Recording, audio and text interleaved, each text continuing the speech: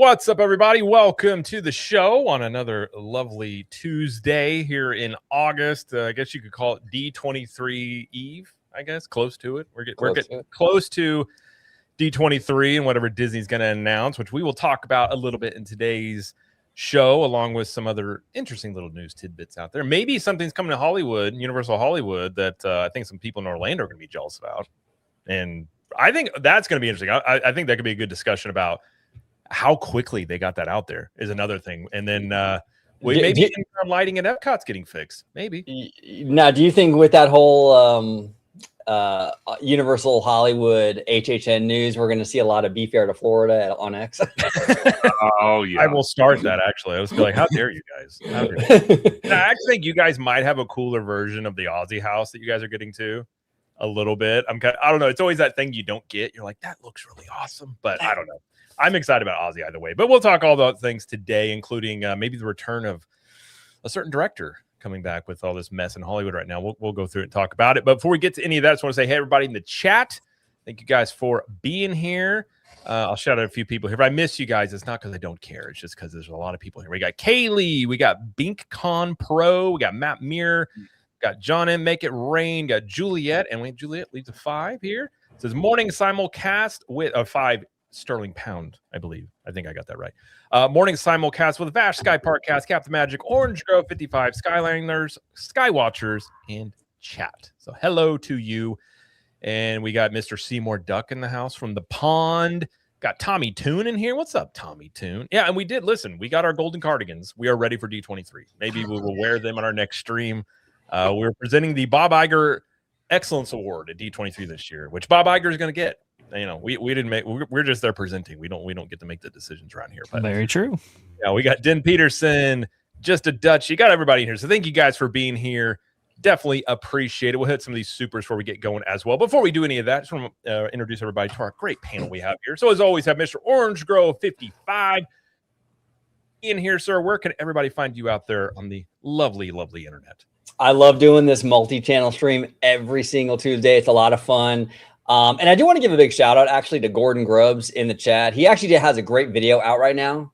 It's on my community tab. You want to check it out. All about D23. Yes. Love Gordon. He's been in the community for a really, really long time. Really good dude. So big shout out to Gordon. But yeah, you can find me right here on YouTube talking nerdy theme parky stuff with these gentlemen all the time. Orange Grove 55. Also on Instagram, Orange Grove 55. And also on the dreaded X. Orange Grove 55. Absolutely. And Freedom Seeker's right. It is Disney legend Bob Iger to you, sir. My apologies. It is Disney legend Bob Iger. I think we have it's kind of like a sir when you've been knighted. You have to refer to him now as Disney legend Bob Iger. That's true. You know, we got the golden cardigans, but Bob Iger is going to get his rhinestone.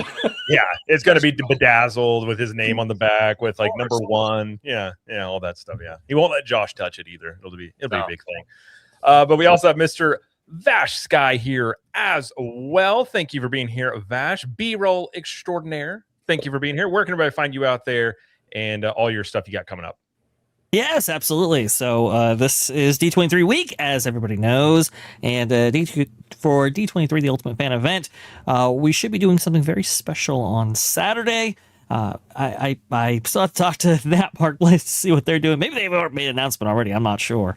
But everybody knows that the Experiences panel will be streamed on Disney Plus this time. So that's going to be very, very interesting. Might do a watch-along party, so keep up to date on that. But you can go ahead and find me at Vash Sky on X, Vash Sky ParkCast, where we do streams every single Wednesday at, 2 p.m. Eastern now? And then 6:30 p.m. Eastern on Thursdays right there. Tomorrow, going to be going over, hey, the fact that Wilderness Lodge, it was without water for like 24 hours. That's not good.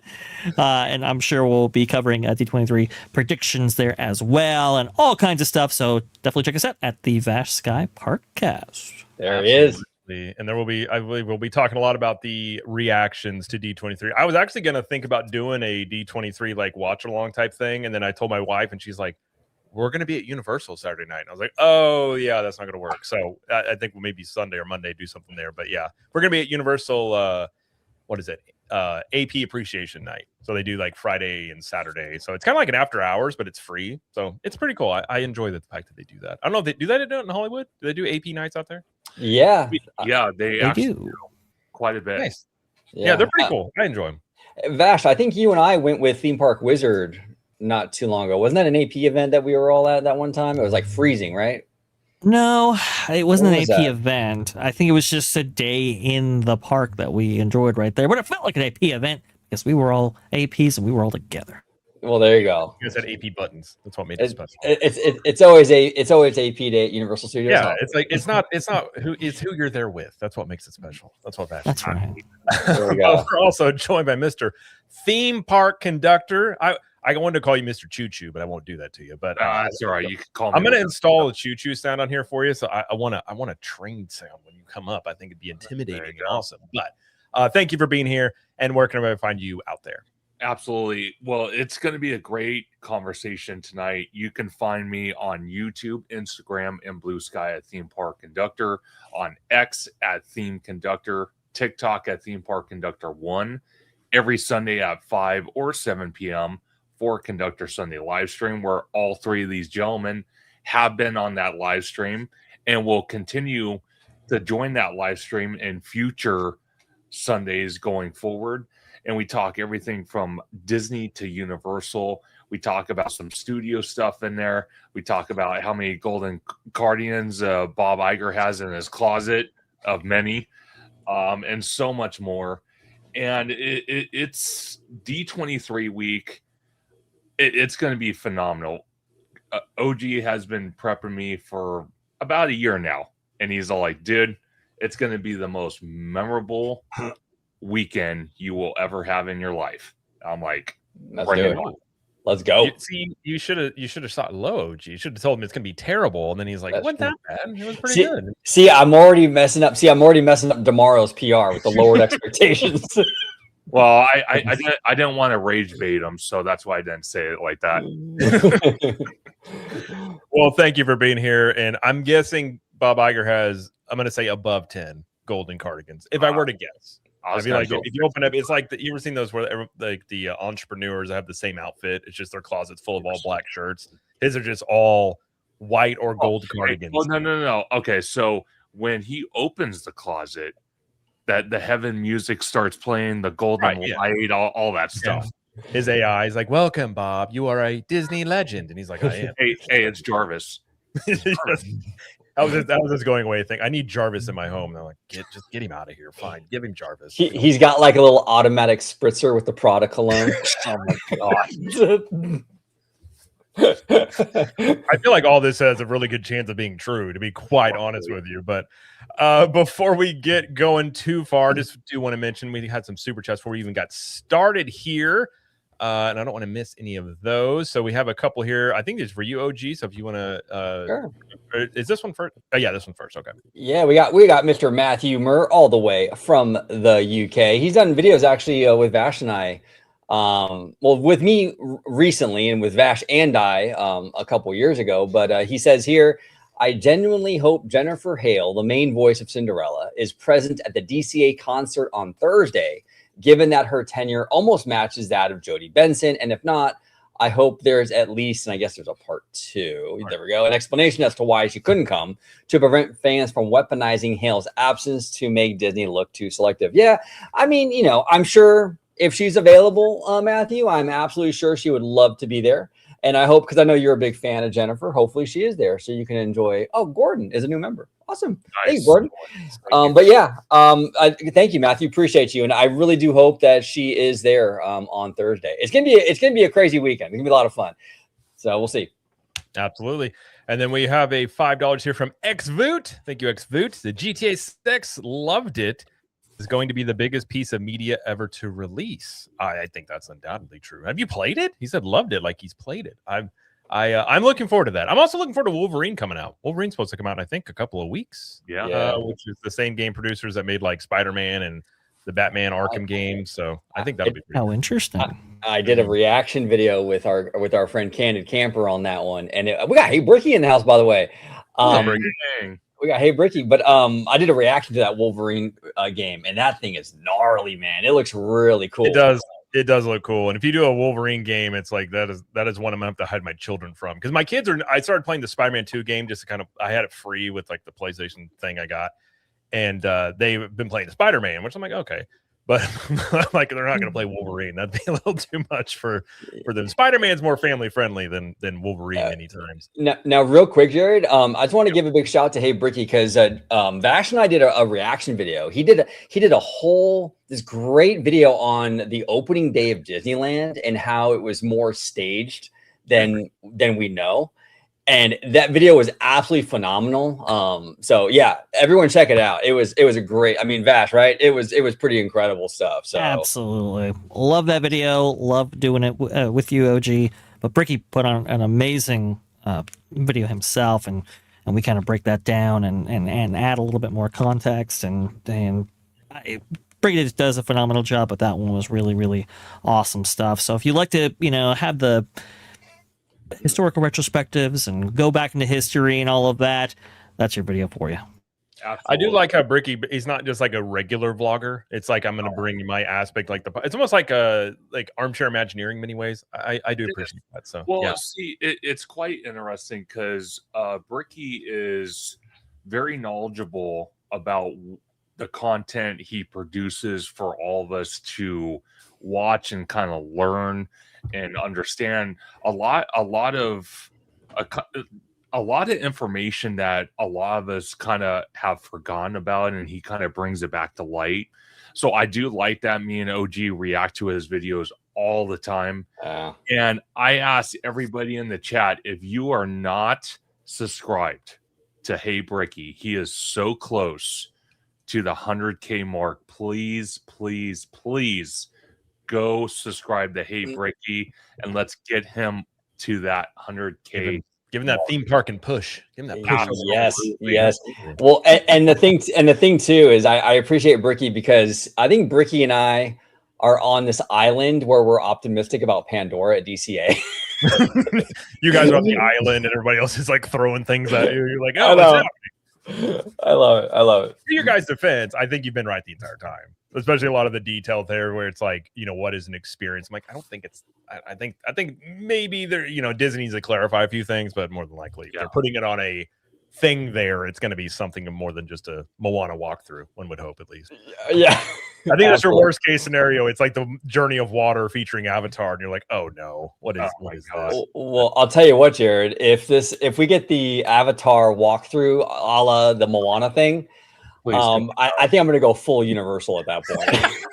Yeah, please. You do one of those things where they're burning LeBron James jerseys. You're just burning all your Disney things. Like, I'm done. I've had enough. But Xvoot says here, Jared was referring to the intro you had look like GTA influence. Oh, okay. That is true. I thought maybe, because we did a GTA thumbnail a couple weeks ago, and I'm like, did I put the wrong thumbnail on here? But that makes sense. But I am looking forward to GTA. I think hopefully it'll be good. But we do have a couple more. We got a member message here from Kiki and Luca. Conductor, cannot wait to hear about your D23 experience. And then also a member message for OG. I believe OG 55 community is full of love, if you know what I mean. Thanks for being my ambassador of Quan, OG. We love you, Kiki and Luca. I'll see you this weekend, buddy. D23. Let's go. Wait. And then Gordon, of course, became a member over on OG's side. So thank you there. So, all right, let's get into our first story, which is, and this is a little warm up here as people come into the stream. Well, everybody's probably aware that, you got Paramount, Warner Brothers, you got DC, wherever that's at, however people feel about that. And I'll let Vash do a little fill in the blank here a little bit. But Zack Snyder, this comes from World of Real.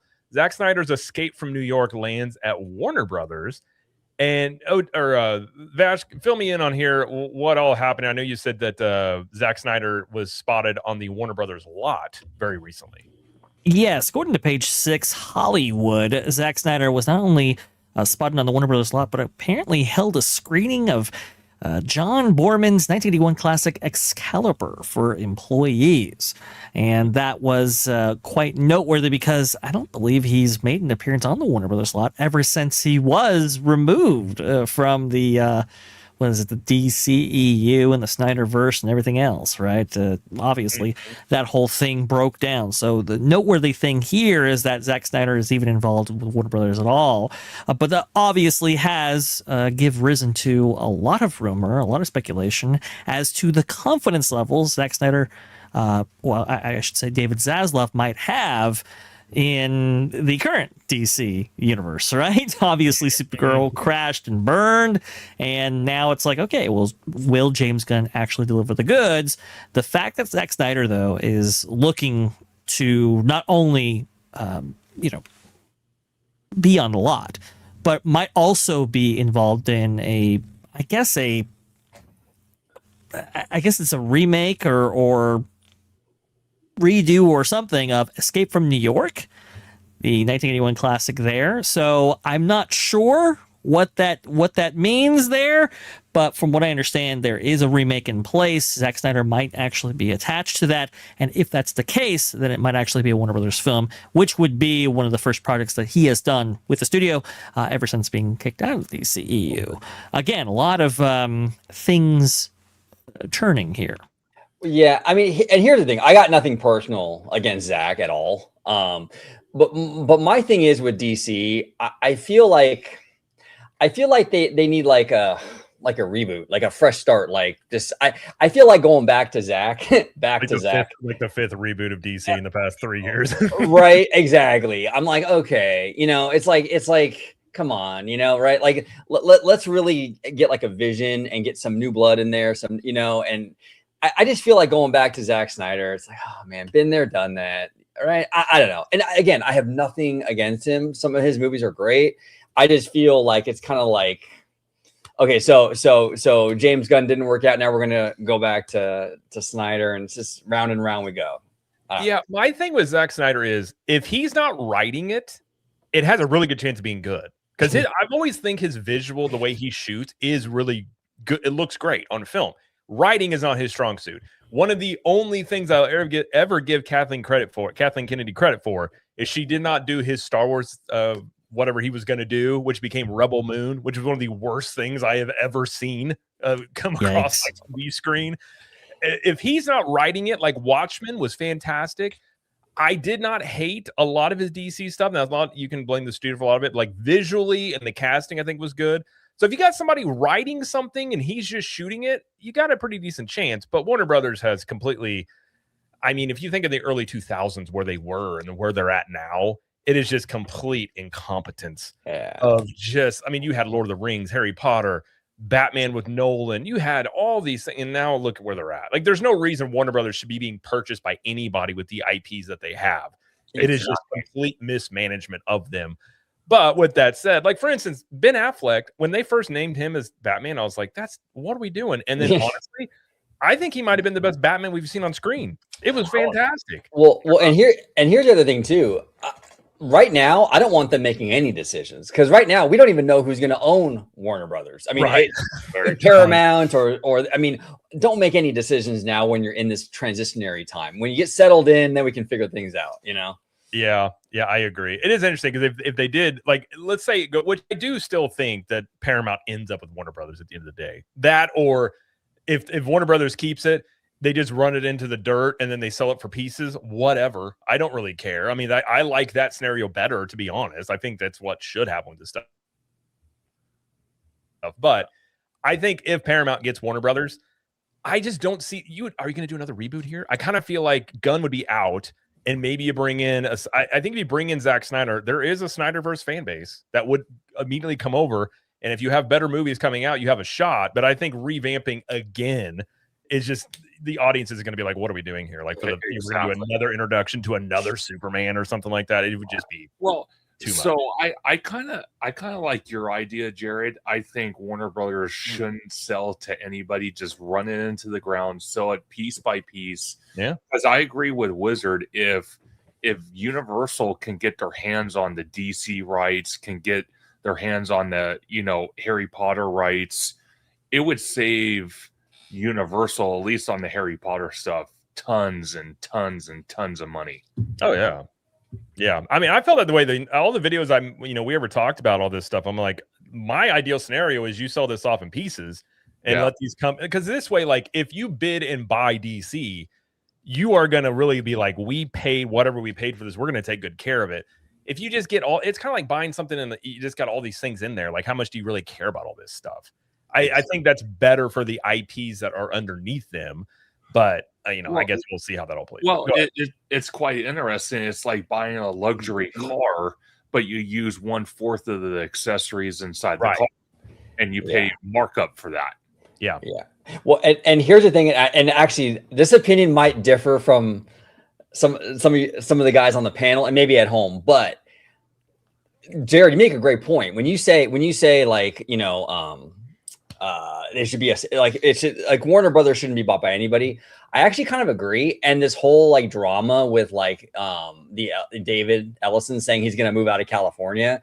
I think that's a big reason why we don't really want to see this merger, because that's a lot of power.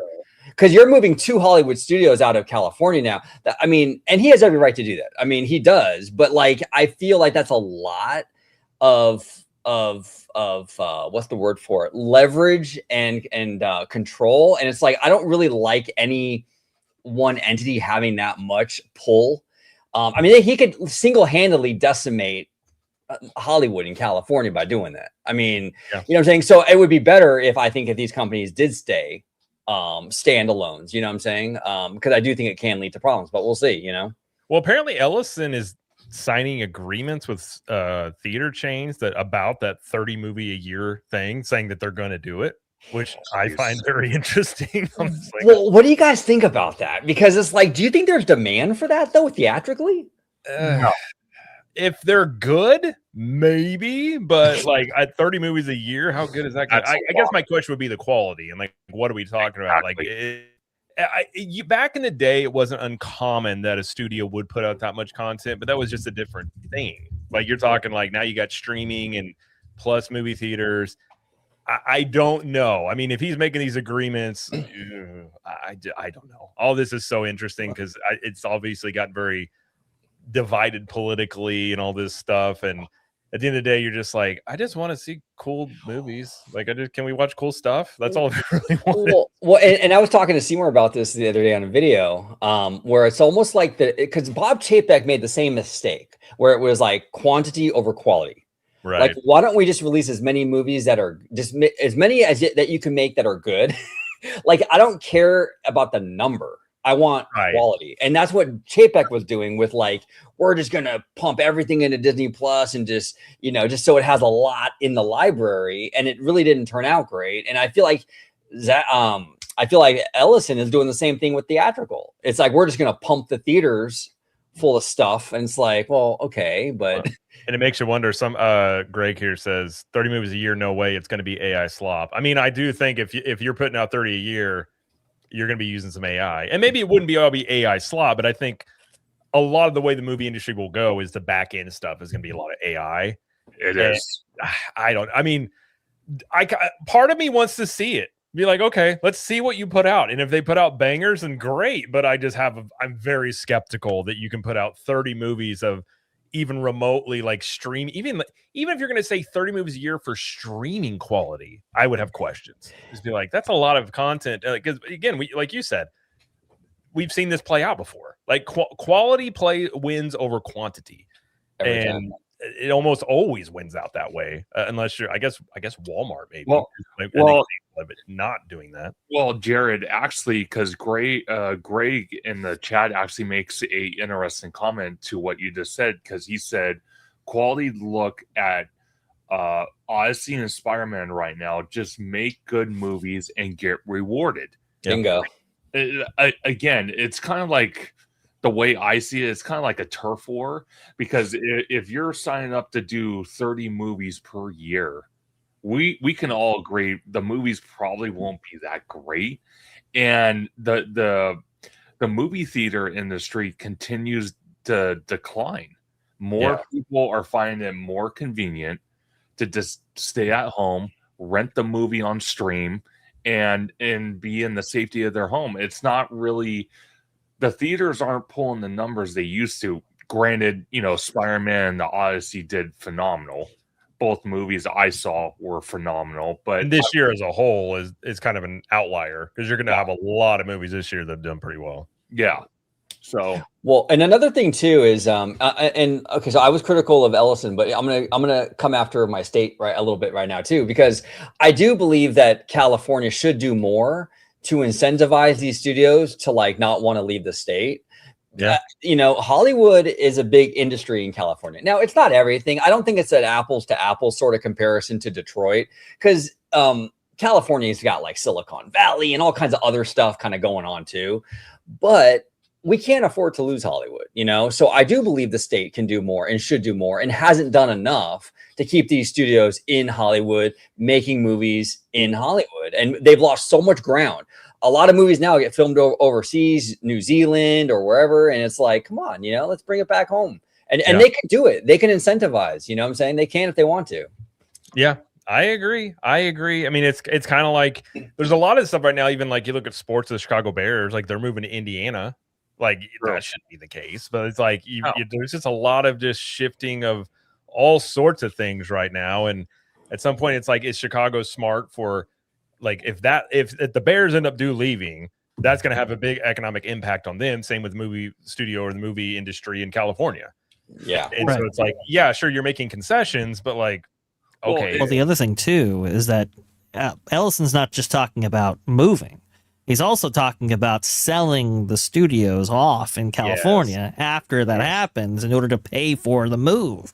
So it's not just, you're not just losing the jobs and the workforce and everything else, but you're also losing these historic sites, which isn't great. But at the same time, if 15 attorney generals are going to, try to upend, or 12, I suppose, are going to try to upend this deal, well, what other choice do you have? You have to kind of use whatever leverage that you actually require, at least if you're coming from Ellison's perspective. Now, I'm not saying that I agree with this merger either, but this is something in which you have to you have to do. I mean, it's your fiduciary duty to do, because you're on the hook for potentially $7 million a day if this doesn't actually go through or something like that. So there's a lot riding on this. Well, go ahead. No, go ahead, Conductor. I'm sorry, brother. No, I was just gonna say, if they do go that route and they sell off the studio lot, that's terrible. Does Comcast and Universal take advantage of that?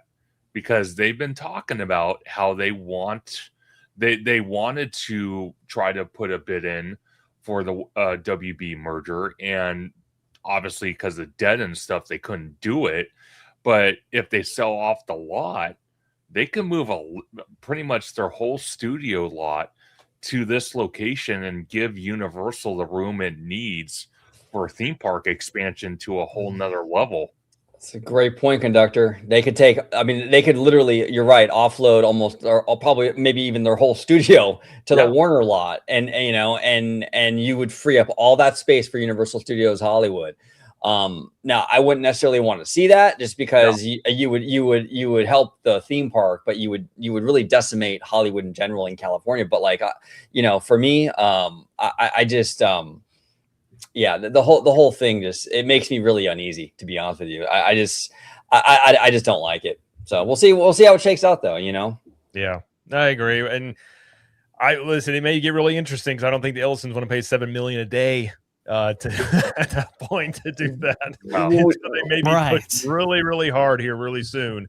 Well, yeah, they're gonna bleed out money, because they're already, like, honestly kind of overpaying, and they're like, it's 110 billion, right? Yeah. And now they're gonna, what is it? Whatever it is a day, where they don't meet that deadline, and it's like even more money now. And it's like, it's rough, man. It's rough, but we'll see how it shakes out. I mean, hopefully it works out in the end. And I mean, maybe he'll work something out with the attorney general. I mean, I know he's trying to negotiate with that. I forgot the person's name, but I think he's trying to work it out, and they're not willing to budge, right? Or that's what I'm hearing, right, Vash? The hope is that you settle before it actually reaches trial, right? I think that's the hope, and this is why I believe this I guess alternative plan to perhaps move out of the state was made public, right? He's obviously trying to exert leverage over this deal and saying, hey, look, listen, we're going to merge one way or another. You can either do it with us in California or do it without. Let's go ahead and settle this now. If there are any other concessions that we need to make in order to get this deal through, we can. But you always have to have the ability to walk away, and this is Ellison actually exerting, that control here. Which again, I don't like it. I don't like the tactic. I don't like the idea of Warner Brothers or Paramount actually leaving the state. But at the same time, when you look at where they are right now, it's kind of the only thing that you really have on the table still. I do think it would be a huge loss to California, the Hollywood industry, etc. But these consolidation efforts are certainly going on. I don't think really even 12 attorneys generals are going to be able to stop this. Well, and how do you even maintain? Because one of the biggest things in business, right? Whether it's Hollywood or any business, right? It's relationships. Relationships are the biggest deal. We saw how bad that went with Chapek when he couldn't handle relationships. So let's just say, hypothetical, he moves these studios out of California, and there's all this bad blood in the industry he's in. How are you going to work with anybody in? You know what I'm saying? And like, how do you work with your peers? Hollywood's going to hate this guy, and it's going to be like, I don't know. It's going to lead to a whole big mess in my opinion. I think the interesting factor in this, because I don't disagree with that, but I have this feeling AI is going to play a role that we're just not quite understanding quite yet. Like, if you actually think AI is going to allow you to bypass all this stuff, like that could be what they're thinking they could do. But we have seen movie making go to Atlanta and Georgia and these other places too. Yeah, so they wouldn't be moving a studio is different from filming movies in a place, but I think ultimately, like, this kind of reminds me of Spirit. If they don't allow this to go through, and then Spirit just goes into the ground and nobody gets it, and then the consumer actually loses out because now there's a cheap airline that's not there anymore. Right. This could just mean Warner Brothers crashes and burns. Now, granted, that could lead to a better scenario where you just sell these off in pieces, but it's not going to be good for the movie industry as a whole if that happens. So I think Peter has a good idea. Should we all four of us buy Paramount, and we can use that for our theme parking shows? We can buy like a 1/1000th of it, maybe. I don't even know how that would work. Well, we can get a corner studio, like a little corner office in the. Hey, I like that. Room. Yeah, they'll give us the janitor's closet. We can go there. Exactly. I love it. But we'll see it's scary though on so many fronts. But I mean, maybe ultimately they'll all work it out. So we'll see. I mean, sometimes public rhetoric and private rhetoric are different. Sometimes you got public support. They're probably more than likely willing to make some sort of consolidations, but publicly they're never going to say that because they have now this has become political. Exactly. Well, look at the public stuff with the Reedy Creek and DeSantis, right? And at the end of the day, that worked out. It was fine, right? It could be the same thing here, where it's like there's a lot of like cost. Oh, he froze for a second. Unfortunately, it didn't work out. They got him. Oh, goodness gracious! Everyone, get your pictures. You unfroze. There I am. I'm back. Hey, just like Palpatine, somehow I returned. He somehow OG returns. Yeah. No, we'll see. By the way, go ahead. Oh, I was just going to say, we have Drunk 3PO in the chat right now as well. Enjoying the Cali Parks. First time heading out to California in order to enjoy what Disneyland and California Adventure has to offer. So that's pretty cool. Obviously, he's a native to Florida, has been seen a lot in the Universal Disney parks out there, but first time California. That's pretty cool. Look, I'd like to have California keep these assets. I'd like California to keep this industry, right? But we do know as well that a lot of these studios have been moving their operations slowly but surely, at least filming wise, to other locations around the nation or perhaps even outside the country, which is no good. In terms of, 30 films a year, 15, I guess, from each studio. I do wonder how they're going to accomplish that, only because, you could see some smaller scale films, but you can also see distribution deals with, outside film product. If in fact, it doesn't all have to be produced, I suppose. I mean, I guess we have to look at the fundamentals of this deal, but technically it doesn't have to be all produced in house. So that's a way they can get to that 30 film threshold by distributing other people's pictures.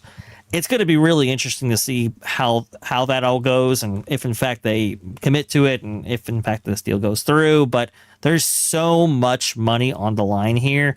Even rational thought and the concerns brought up by OG with relationships and everything, all of that pretty much goes out the window because it has to. Because now you're in the situation where billions of dollars are on the line. If in fact, I mean, it's $7 billion if this thing doesn't work out. So you got to think of that as well. I mean, they're not going to go broke, but still, even a billionaire doesn't want to lose $7 billion. So I mean, that's we'll see. I feel like sometimes when this stuff happens and all of a sudden, it resolves and it's somewhere in the middle, as most things tend to be at the end of the day. But we'll see. I'm not going to claim to know all the ins and outs of how the billionaires operate and negotiate their deals, but we can look from the outside in and be like, well, that's what I would do, but I don't have $100-some-odd billion on the line, I suppose. So what do I know? What does anybody else know about it? But we'll see.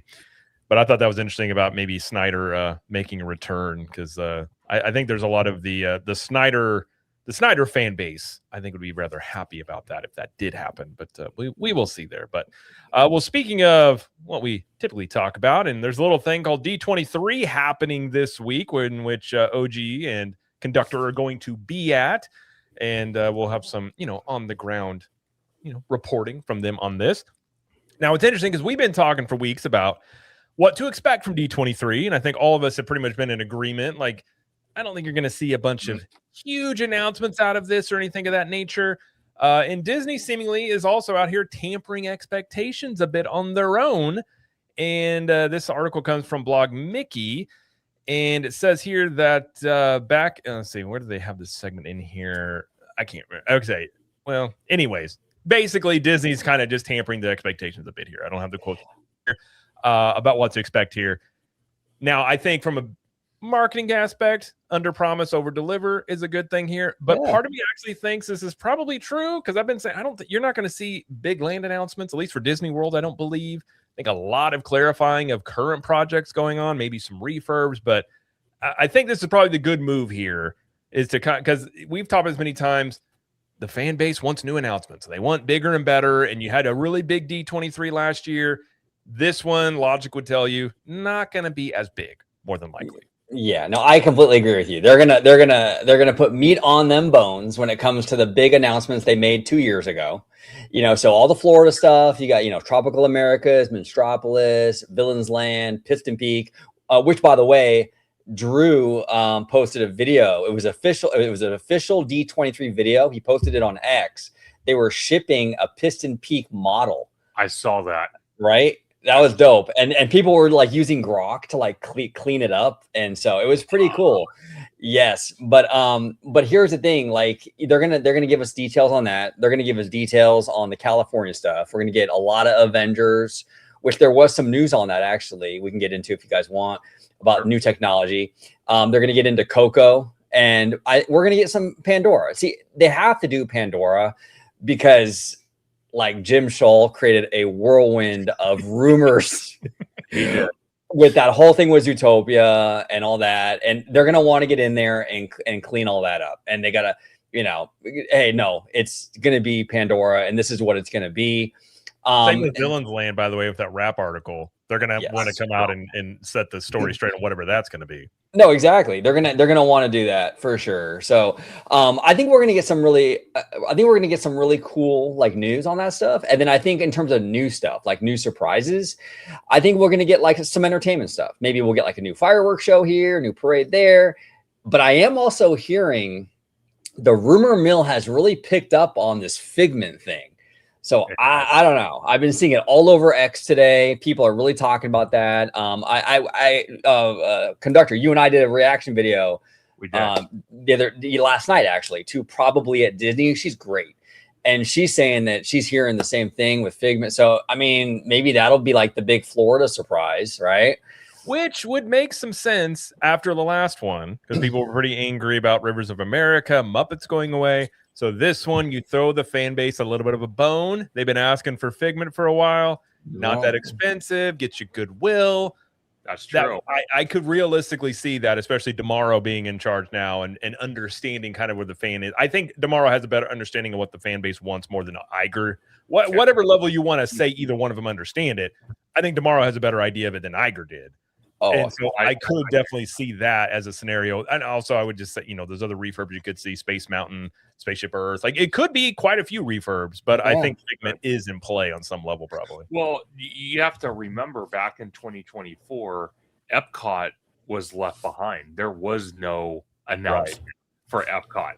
So there's a chance to redeem themselves and announce some stuff for Epcot, being Figment, Spaceship Earth.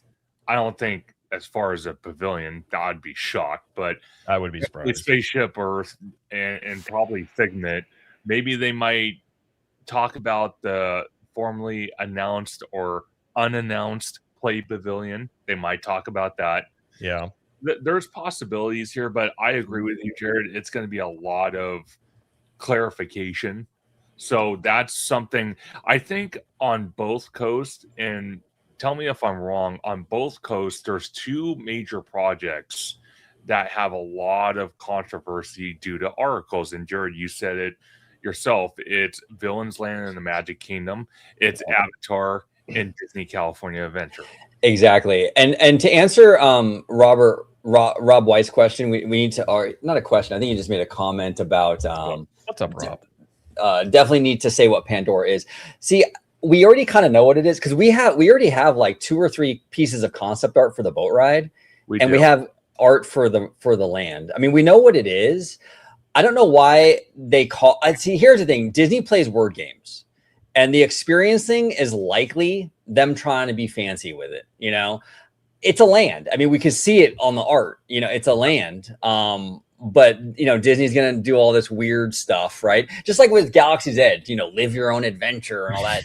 It's like they're just they shoot themselves in the foot. They're getting in their own way. I was gonna say Disney only has to explain this stuff better because they explain it well enough to begin with. Like this is their own doing here of like not really being forthright in what they plan on doing, which does open you up to other people speculating, articles being out there. And so what I'm curious about is going forward tomorrow, not as much as this one, but the next time they have a big land announcement, how does that go with him versus how it was with Iger? Is there a difference? I am very curious if there's a little bit more clarity on these things. I think there is going to be clarity. I think so. And I want to address Robert's question as well. I think, like OG said, we know it's a land. We know there's at least going to be one attraction in there being the boat ride. I actually said in our video that released this morning, OG, because I was out for members, but it'll be up. Yeah. Okay. I said in the video we did, if D23, whether it's Josh, Neil Patrick Harris, or it's Thomas Maslam, I don't know which one of the three. I don't really care at this point. If one of them kind of showed us aerial photos, like kind of what BioReconstruct does for all of us to kind of look at the construction at Walt Disney World with each park. I think if we got an aerial photo of how Avatar is going to fit in that Hollywood backlot space, I think it would answer a lot of concerns that a lot of fans have with this project. I agree, Conductor. And I said it in our video, and this, I don't think fans are going to like to hear this, but I'm just being 100% like, this is how I feel. The Hyperion is in real jeopardy. It's basically ESPN Zone at this point because they are using it for like corporate events and they're renting it out. They haven't had a Broadway show in there since like 2020. Parties there, just hanging out. Yeah, you know what I'm saying? I mean, hey, maybe we'll have the OG55 meetup there one day. You never know, right? But it's like it's ESPN Zone. They're not putting any money into it. And then we got all this stuff with the unions and all that stuff. So honestly, I wouldn't be surprised if that shoe drops, but we'll see. I'm not saying it will. I'm just saying there's a good possibility because you can kind of tell where Disney's mind is at because they're not doing anything with it. I mean, they're not putting anything into that building. I mean, at least with PhilharMagic, they just did some refurbs on it not too long ago. You can make the argument they'll keep that. I don't see what the argument is for Hyperion. I mean, they haven't touched it. Yeah, I kind of, and I said in our video as well, I kind of feel I would be very shocked if they had the courage to stare down 19,000 fans in the Honda Center and say we're getting rid of the Hyperion. I'd be culture shocked if they did that. I think they're going to pull a move like they did with Rivers of America at Magic Kingdom, and they're going to announce it days after the fact. Oh, they don't historically announce it away. Yeah. No, Bash, go right ahead. Historically, they've never said that they're getting rid of one thing or another. It's always after the fact, right? So even like Mickey and Minnie's Runaway Railway back, almost 10 years ago now, when they announced that was coming, it was like, oh, that's cool, a Mickey ride, that's fantastic. And I think I was one of the only ones to actually say, did they say anything about the Great Movie Ride? And sure enough, that was a shooter drop. And then with Rivers of America, obviously they held off on that until after the show had already concluded and everybody had already gone home. So if in fact the Hyperion is going away, which I suppose, especially when you add in those union troubles that they're having, apparently that's the reason why Rogers the Musical actually ended its run earlier than expected. I suppose it is a possibility. It would be a crying shame to lose that, but at this point, it especially as the company puts more and more emphasis on attractions, Lightning Lane, and everything associated with it, it wouldn't necessarily surprise me. My problem though is that Avatar, I think, is still so far out. I just don't think we'll learn much about that. It's really interesting, too, because according to the paperwork they just filed with the FCC, in terms of this last earnings call, they've gone back to calling it an experience, which is also very, very interesting. Not sure what that actually means right there. So, they have previously offered artwork and so forth to suggest that they're doing a boat ride, but have plans changed? Not sure on that. It would be awesome to get more clarity, but I think they're going to put more emphasis on the coming attractions that are closer to release, right? So like Tropical Americas, for example, if in fact they want that to be open in 2027, it would make sense to make a big deal about that this year, right? Because it's not going to be relevant in 2028 when the next expo actually takes place. So I do believe they might be putting a lot of emphasis on the projects that are nearest completion first, like maybe that's why they're shipping out the Piston Peak model. We know they're working on that actively. Monsters Inc., Tropical Americas. I do believe Villains Land, Avatar, those things might be more in the periphery and might not have a lot of emphasis at this show. Yeah, I agree with you, Vash. And I think that would be the move. I think it would be a smart move to do it that way. I think with Villains and Avatar, they just have to do enough to just cut through all the rumor stuff. Just give us just enough where all the rumor stuff is put to bed. And you don't really even have to do that much to do that. You know what I'm saying? And you're good, right? But yeah, we gotta hear something. And you're right, those projects are far out. Go ahead. Go ahead, Vash. Well, the other thing I was just gonna say too was that, remember, this is the Experiences Showcase. This shares time with all of the parks all around the world, and they've reiterated as such, right? That includes Paris, that includes Hong Kong, that includes Shanghai. That also includes the cruise lines, and we have 4 cruise liners that they've announced that we know nothing about. So that's going to share some time. Lakeshore Lodge might share some time with all of this. So, this is why the temper the expectations, probably a good thing, because from what I understand, this program isn't that long. They have a lot of ground to cover. So you're probably going to see enhanced emphasis placed on stuff that's coming near term. I think there are a couple wild cards out there. Like you said, Journey into Imagination. We'll see on that. We do know that the theme for this show is going to be Carousel of Progress. So does that necessarily suggest that we get a Tomorrowland segment, given that Tokyo and what they're getting is already on the table, given that there's that rumored Space Mountain overhaul that we might get, given that Carousel of Progress is on the table, and we know that they're doing modifications currently at both Disneyland and Walt Disney World's Tomorrowland right now. So, and we know that there is an upcoming Autopia update as well. So is there going to be a Tomorrowland segment embedded in all of this? I think it's likely. The other wild card I would say if in fact Disneyland isn't getting stuff for a while, which it isn't, one of the ways to fill that gap would be entertainment. Fantasmic is hosting its 35th anniversary next year. What better way to actually, see that in its 35th year than maybe getting an overhaul, perhaps getting a new dragon? I do think that's on the table, at least a little bit right there. And maybe perhaps, in order to do some counter programming with that, the electrical parade. It's possible. Not as likely as some of these other things, but it's possible. Now, I'm really curious your opinion. Actually, Vash, you might know this. I want to ask you this because I don't know if you saw the news yesterday. Drew the Disney dude posted it on X about the Avengers Infinity Defense, right? And how Kevin Feige was talking about on that new Disney Plus show. He was talking about how each person's going to have the screens are going to adjust to each person's perspective in the car. And people are saying that's the same as the Spider-Man thing. Now, correct me if I'm wrong. I thought the Spider-Man thing was the perspective of each vehicle. Kevin Feige, I think he said it was more individual people that they were going to see different. Am I tripping on that, or am I? You're muted. Yes. I'm looking up right now what exactly the quote was, because that is a very interesting distinction right there from the description as provided by Scott Gustin. He's saying using advanced ride systems with screens that shift based on each rider's point of view. Technology he believes could redefine themed experiences.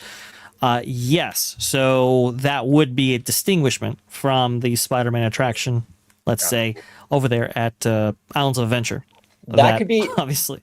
Okay, please. No, that could be interesting. That would be kind of weird, but interesting. I don't know how you do that. Yeah, that's well, it could be weird. It could be interesting. Maybe using the effect of 3D in order to accomplish something like that. We know we've seen this ride vehicle being tested with riders wearing 3D glasses.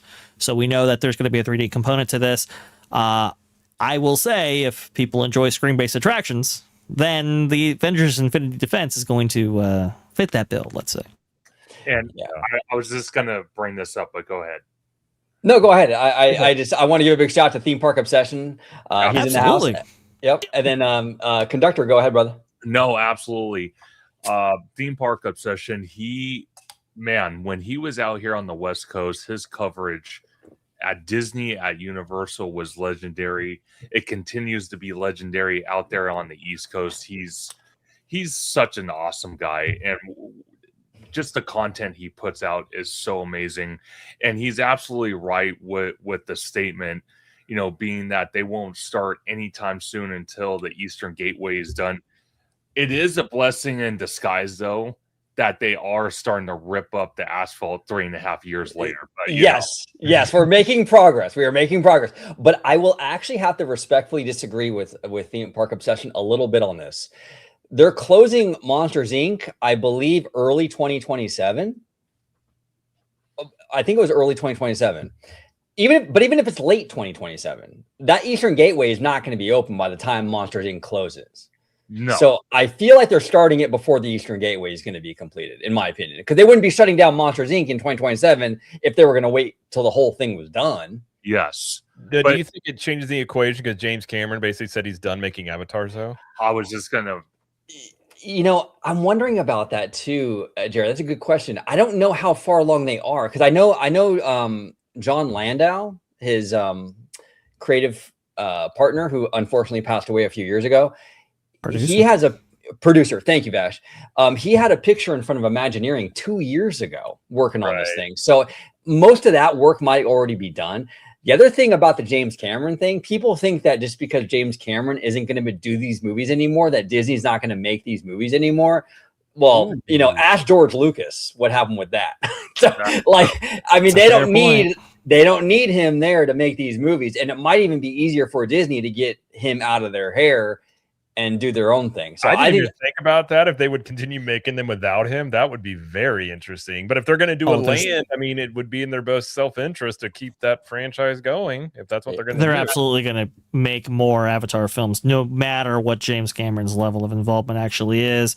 It's going to be interesting to see what the rights issues are connecting to that, but nothing a few Benjamins can't cure. So there's just too much invested in that. I think they want to see that franchise actually go forward, and why they're investing in it long term, with a land that should last 20, 30, 40 years, that kind of thing. But I will say, I mean, look, I will contend that I believe the parking structure work on it has begun. So we are at 18 months at minimum until that is actually complete right there.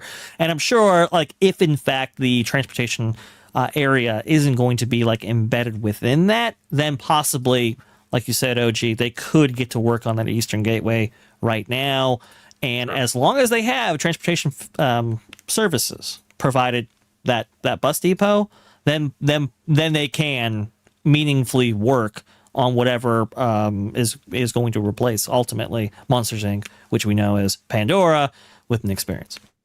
Now, I'm from the outside looking into Disneyland. I will be going next year, so I'm gonna get to Disneyland at some point. But wait, I'm looking forward to it. I actually was watching. Shout out Jay. I was watching his vlogs of his first time there, and he was slowly, like, at first, and then he was like, "Nah, Disney World's better." Then, like, by the second vlog, he's like, "I don't know, it might be changing a little bit," and that seems to be how it goes sometimes. But I am excited to go. But Theme Park Inception also says, Theme Park Obsession. If anything, Pandora can't open until the extra parking capacity is expanded and the transportation hub can support the extra 10K guests the new lands will draw to the resort. Now, that probably, I would imagine, is true. Like, you can start construction on it, but it's not going to open until you have the additional infrastructure. Yeah. That is something I could realistically see. But again, I don't know I'm not going to act like I know the inner workings of Disneyland by any means.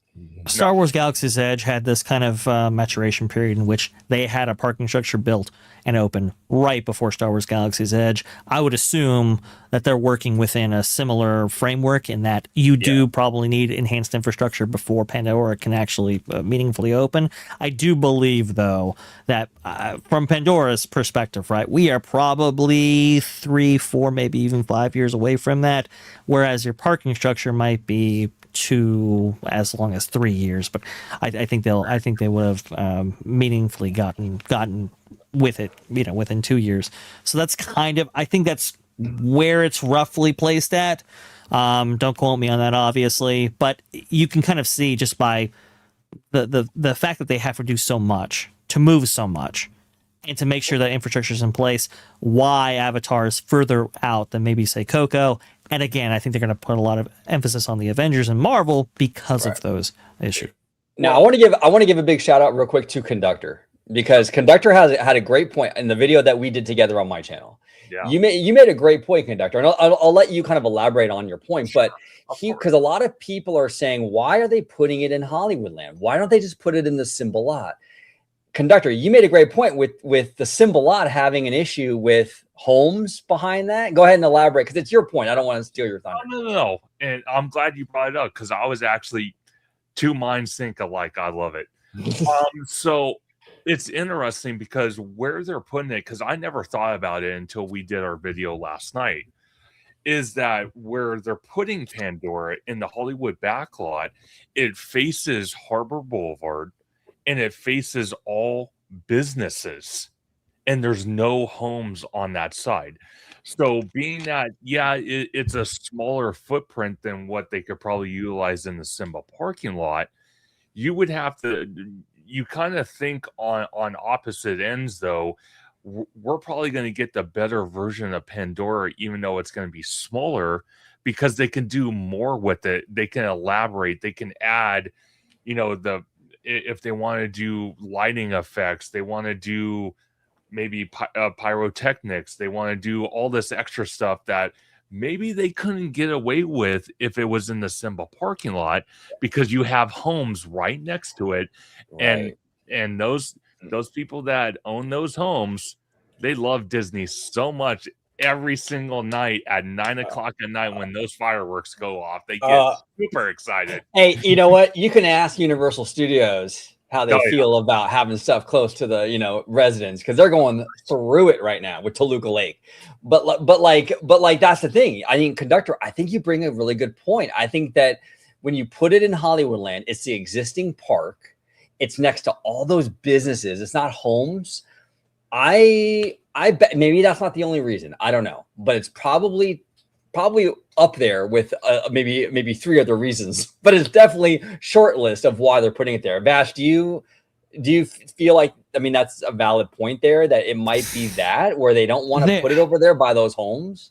There are obviously some freedoms and some flexibility afforded to the Hollywood spot over the Symbol spot, right? And we've seen the noise, I guess, calculations or visual calculations that were submitted in the Disneyland Forward packet, right?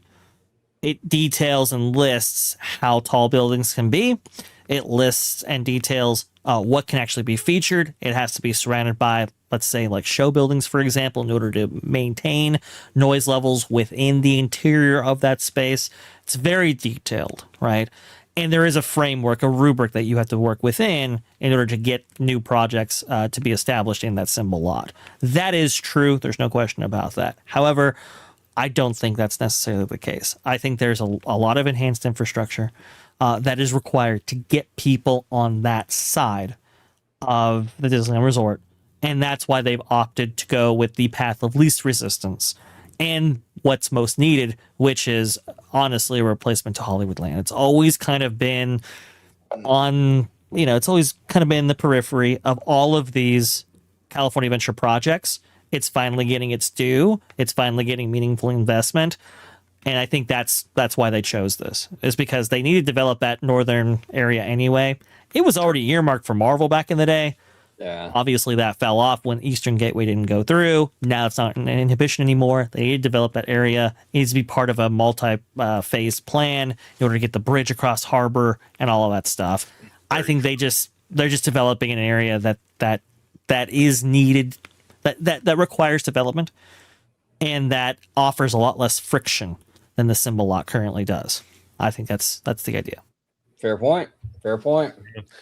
Well, Theme Park Philosophy, shout out Theme Park Philosophy, brings up a good point. But will blue churros served with boba flavored peptide dip be announced to hold us over while we wait 7 hours in a virtual queue? Good point. I mean, it's the opposite. Listen, Christine McCarthy wanted to say that, you know, the Disney guests need to lose weight. I don't know if Vash has that sound clip on hand or not, or somebody does, but you know, peptides can help. Maybe, you know, healthy. You wait in line, get a churro. It could be something. You never know. It Absolutely, better be the best damn churro I've ever eaten. I feel full and healthier now. This is a great churro. Yeah, something. We do know from Christine Wastelands McCarthy that she loves to do favors on behalf of the guest, and you know, those waistlines that she refers to, which is amazing that she actually revealed that earrings call. That is crazy. That is mind blowing. Yeah. You know, it's crazy too how like that era of Disney, like so many of those people are gone now. Like it's weird. Really like it was only a few years ago, and it's changed so much since then. Yeah, right. That's a very good point. I mean, you know, I think at D23, I'm still, you know, the stuff that they're putting out right now. I've always look at like expect the least, but hope for the best sort of thing.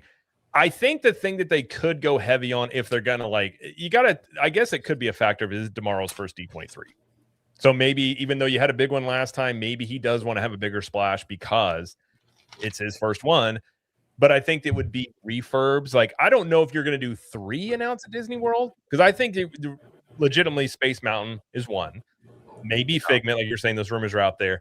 And the other thing I will point out, they just announced a Spaceship Earth show for Disney Plus. Now, I don't know how you're going to make a show. The plot line of that show seems insane. It's like time traveling teenagers from the past and the future come together. Whatever. I don't know what that even means. But if you're going to feature that ride as a show, would that not then mean maybe you're going to refurb that ride? Because again, if you're talking 2019 stuff, and or Conductor, your point, Epcot didn't have anything last time. Maybe you see the Play Pavilion come back into play with the Epic Games. Maybe you see the Space Mountain, or excuse me, the Spaceship Earth refurb happen. That didn't happen back when they redid Epcot. I guess it's possible. It would be cheaper, and it would be something that people would be talking about, but I don't think you're going to see any new lands. I think it's going to be mostly updates and obviously a lot about carousel progress and more details on that would be my guess. Yeah, and the Spaceship Earth thing is interesting, right? Are they going to like reverse engineer? Like what I mean by that is like they're going to create an IP with the Disney Plus show, and then they're going to redo the physical attraction based on the IP they created for the show. I hope not with what that show description is, because that would be completely different from what that ride is. I mean, they've tried this before. I mean, you think about Pirates. They got really lucky because Johnny Depp created Jack Sparrow, which that is the whole reason why that franchise took off. But they tried this with Haunted Mansion twice. And now, man, I didn't hate the last Haunted Mansion movie. It didn't do that well. There's another one they tried too. It's Tomorrowland. They did that movie. That bombed. They've tried this before. I think they'll probably continue to try it. They also had that whatever the Society of Explorers and Adventurers thing. That's kind of a lot of people don't even really know about it. They had that show that was going to happen on Disney Plus. That didn't go anywhere. So it may not even end up happening. But I thought that was interesting that was announced last week. And I'm like, like, do you really, have a show based on a ride that I love it, but it definitely could use a refurb for sure. Well, Jimmy D said Jungle Cruise. Yeah, they did Jungle Cruises too. That's true. They did Jungle Cruise, and actually, you and me, Jared, actually talked about it on our first episode of our new series about this. Mm-hmm. And it's like, when they've talked about in the past with Disney Plus coming out with original content, I didn't think they were going to get so desperate where they have to make a TV series off a ride in the park. It's like, what are we doing?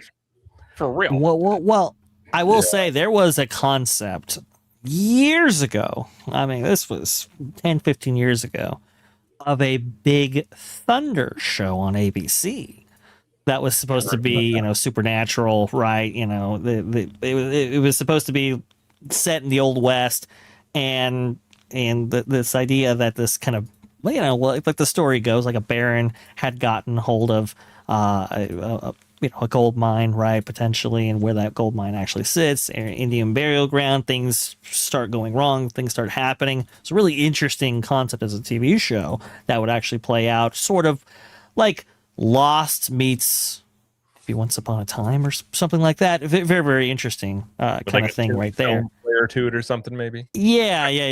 And honestly, there were concepts to bring the Lone Ranger to Big Thunder at one point, which is interesting. The only real overlay that we've received with an original attraction is really Pirates of the Caribbean. That's the only time that's reasonably manifested.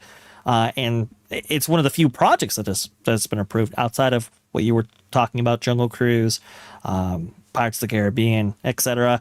I mean, after Jungle Cruise, by the way, and with all of these things, they've all pretty much failed, including the Country Bears back in the day, if you remember that and stuff like that. Well, Vash, that's why I'm so surprised. I was even telling, I was watching your guys' show, which was fantastic, the Jared and the conductor, but I mentioned it in the chat. It's like, how many of these park-centric shows and movies have failed? I'm just kind of surprised they're even going with this thing, right? Well, a lot of them fail in development, and I think, honestly, this is probably going to see that as well. So I really don't see it going forward here, especially now that, Alan Bergman and so many others are cutting back on the spending and cutting back on, the level of investment for original programming, for streaming. They're getting really, the blank check is over, let's say. I think that was reiterated actually at the last earnings call. So I would be surprised if this actually goes forward. It is interesting though that they're trying to hit this well again in developing concepts straight from original IP in the parks. But I think in the short term, like Conductor actually said at the start of this, there was very little actually announced for Epcot. And we know why that is, because it just saw like a $1 billion overhaul itself, right? Doesn't make sense to announce a whole bunch of stuff immediately after the fact. But now that stuff is settling in, now that we have maybe additional investment going on in the entrance for Epcot, perhaps some of those concepts are. Yeah. Well, and also the fan base has been really happy with that overhaul of Epcot, I would say as well, which could fuel maybe some extra things. By the way, if you're thinking, oh, what is the Spaceship Earth show going to be about? The plot line is When a mission to avert an imminent global cataclysm goes awry, a small band of teenagers from Earth's past and future must join forces to confront a threat as vast and mysterious as time itself. Now, It sounds like an Avenger movie. Yeah, it's a little weird. It's okay. So the guy writing this is Jason Fuchs, however you say that. Most recently co-wrote It, Welcome to Derry. He also has been associated with some MCU stuff like Doctor Strange, Loki. That makes sense. Listen, I don't know, but if you try and make Spaceship Earth into time traveling teenagers, I might be out at that point. I'm just like, yeah. I'm with you. Actually, I was at the one and only time I was at Disney World was with Vash, and then our buddy Showcase of Wishes. I even told Showcase after riding Spaceship Earth, I'm like, I love this attraction. It's like this beautiful message of like humanity, right? Like our human story, basically, right? That show sounds absolutely nothing like what the ride is about. You ride the ride. And you go, what do you guys think about making a show? And they're like, I got an idea. How about they see some wild teenagers outside and they're like time traveling teenagers? They're like, kind of okay. Please correct me if I'm wrong. It steals the tagline and the storyline of Back to the Future and the Goonies mixed into one. Kind of. Yeah. It kind of does. Maybe a little Stranger Things mixed in there too. A little bit. A little larger sticks. Yeah. I don't know. I saw that and I'm like, I don't know if that helps Spaceship Earth's cause or hurts it, but that was very interesting last week. I feel bad for Epcot because I love that park so much, and it just gets like the shaft all the time. Like I'm just like, and we'll talk about Epcot because I mean maybe there's some good stuff coming out. We're going to talk about that, but it's like I just really wish they would kind of get their act together with Epcot a little bit, you know. Yeah. They really know what the park is. It's a festival park. And you notice they don't mess with the festival part. That stays pretty much the same, except adding some attractions. They don't mess with the bread and butter. They just mess with everything else trying to make that work. Well, yeah, they spend all this money and they build a conference center right in the middle of the park. Well, right at the beginning of the park. Listen, it's very homey to me. It feels just like my community college dining hall. I go in there and I'm like, I remember studying for AP math in here. Well, and here's the thing too. When it comes to, you're absolutely correct, Jared. When it comes to like the festival culture, the alcohol culture, Disney spares no expense. I forgot what ship it was, but they got this Marvel bar, and the drink like levitates off the table. It's like a Doctor Strange drink or something. What? I'm like, bro, this whole little thing you're doing is probably worth more than our entire campus over here in California. Like this is crazy, right? Like I mean, they spare no expense when it comes to the alcohol. But I don't know. Well, to that point, well, don't worry. They did put in a Doctor Strange show for Avengers Campus. Oh wait, they got rid of that recently. Please go ahead, Jared. Well, I have met Doctor Strange at Hollywood Studios, which is one of the weirdest things because he's every once in a while he'll pop up. He's a roaming, not a meet and greet, but a roaming character that you can interact with. But he's not called Doctor Strange. He's called I forget what they even called him. Because if you remember right when they got they tried to do a Doctor Strange meet and greet that lasted like 2 days. And then I'm pretty sure Universal came in and was like, yeah, you can't do that. But I met him at Jollywood Nights of all things. Wow. He was just roaming around over there by the entrance to Galaxy's Edge. And so like I just met and he showed me how to do the little thing and I had video. It was weird. It was clearly Doctor Strange, but it was I think it was called Sorcerer Supreme or something is what they called it, I think. Disney will do stuff like this. Where they'll kind of skirt the line and kind of see where Universal calls them out. I remember they did a monorail rap with like, I think it was Thor or Iron Man, or I can't quite remember, but they got caught on that. And so they had to take that off, which is interesting. So they'll always do this stuff where it's like, can we get away with this? Can we get away with that? And that sometimes determines what actually gets developed, like Cosmic Rewind, for example. Right. Well, yeah, because the Universal has no claim to that at all, because that kind of came out of nowhere. Now, I will say this in terms of D23, I do believe this expo, not to say California is not going to get, I mean, we're going to get stuff, absolutely. But I will say, I think this is Disney World's year. I think Florida's going to get more. And I think Florida, it's going to be the energy. I think it's going to be mostly on the Florida side. And I could be wrong. I have no special access, no insider information, but I just get that vibe. Like the energy is over there. I think we're going to get a lot of cool stuff here too, but I just feel like the focus is more for the Disney World Resort. Am I off base for that? Or do you guys think that's probably, but also there's going to be a lot of cruise line announcements. Yeah. A lot. I think so. It's interesting you say that, because I think I was talking to another buddy of mine about this. I honestly think they're going to touch upon the Disney belief. They're not going to talk about it for very long. They're going to touch upon it, but we're going to hear about the other ships from the Oriental Land Company and what they're developing. I think we're going to hear more about that, because I kind of feel like they're going to keep the Disney Believe news for that October 7th event on the Disney Wish. Right. Yeah, and possible. I think they've announced that too, that they're going to, keep the Believe stuff there. It's kind of interesting you bring up the Oriental Land Company. Historically, have they really ever showcased anything meaningfully from OLC before at any of these? Because I was looking back at my history, looking back at my notes, and I haven't been able to find it. I know that they're in the process of maybe developing large parts of both parks out there in Tokyo, but I've not seen them actually have their stuff showcased all that much at the experiences unit, only because, well, Disney doesn't have an ownership stake there, right? Versus like Hong Kong, Shanghai. I remember at my first D23 Expo back in the day, they showed off Shanghai's ridiculous looking castle, which was just awful. But that was my experience to showcase. I do think the emphasis is going to be placed on Walt Disney World, though, large part because obviously I think they really want to up investment there. I think we're looking at $17 billion over 10 years for that property. There's obviously enhanced competition now with Epic Universe, so I think they're gonna showcase a lot there. I do believe I agree with Mike from Blog Mickey. This is kind of an off year for them just because of how these projects mature. I think we're probably 2 years out from really getting the meaningful D23 Ultimate Fan event that we've all been waiting for. And I think they've said before that with the $60 billion guidance that they have, this outlook for the Experiences division over 10 years, they did say that they were going to spend the bulk of that on the latter half of that 10-year plan, not the former. So which I think the next D23 is when you hear about the in-park hotel for Magic Kingdom. Yeah, probably, or the Epcot one.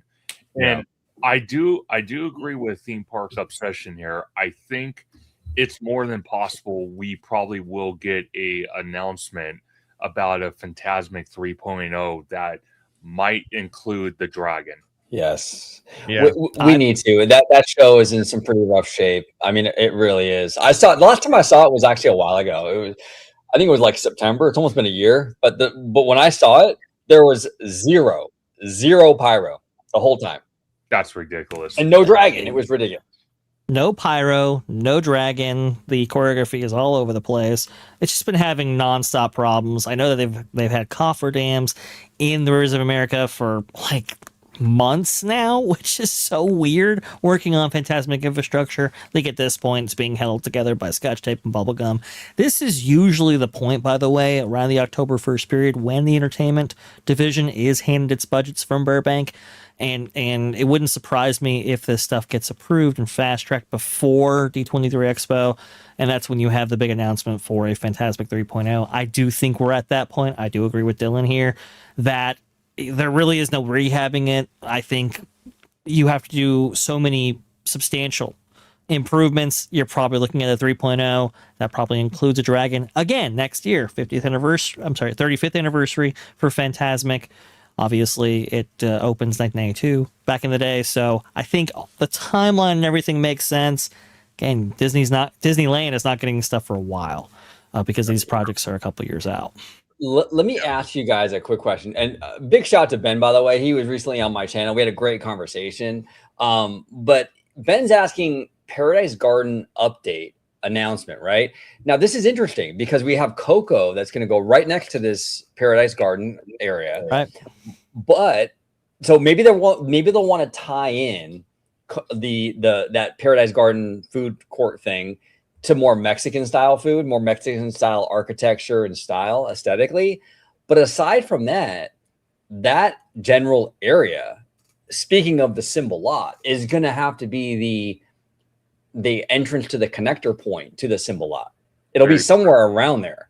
So they might remodel this area to tie it into Coco. And while they're doing that, sort of put the infrastructure down to kind of get that prep for that bridge that would go across. Do you think that's possible, Vash? Or do you think that that's a little ambitious for it right now? Maybe they'll do that later? Or it's really interesting you say that, because obviously this, and you just beautifully laid it out, but this whole area is significant for the future of Disneyland Resort. Maybe not perhaps now, but very significant, right? In the short term, we have Coco.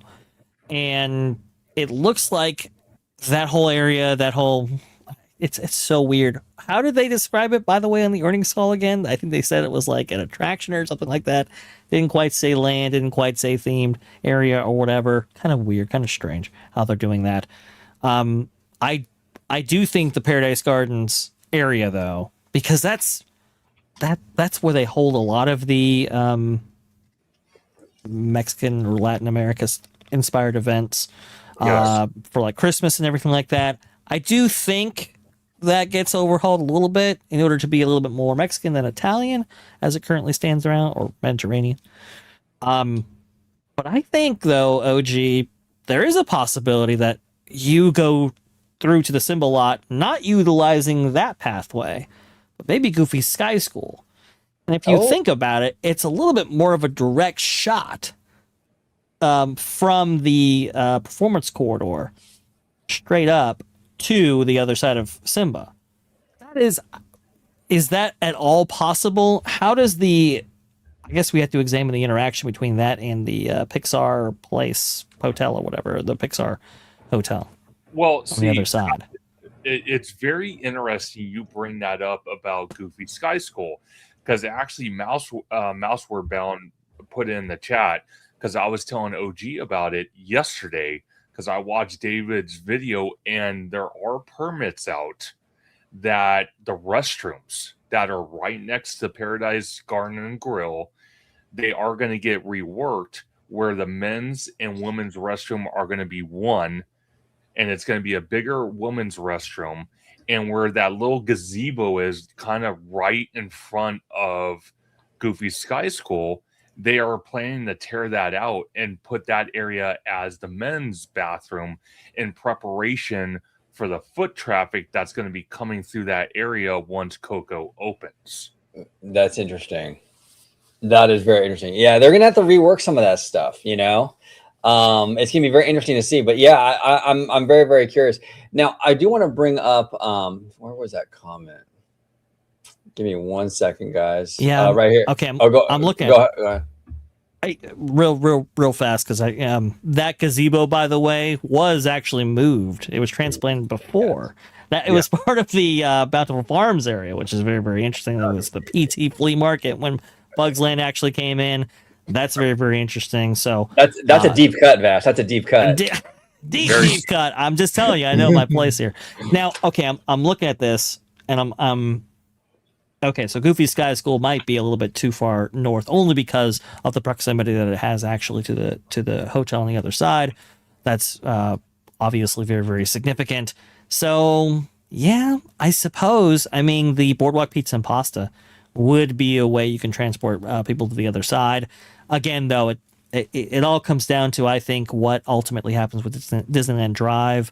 Obviously, we know that they want to maybe do something about that, de-annex it and all of that. So lots of stuff in this area, particularly because of its proximity to a big plot of land that is open.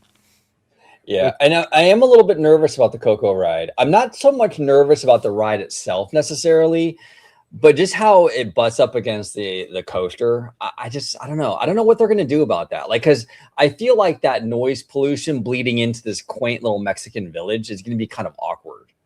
It is. You know, or maybe it's just because we're a theme park diehard, so we kind of think about that stuff. Maybe the average person won't care, but I just feel like it takes away the ambiance a little bit. No, I don't know.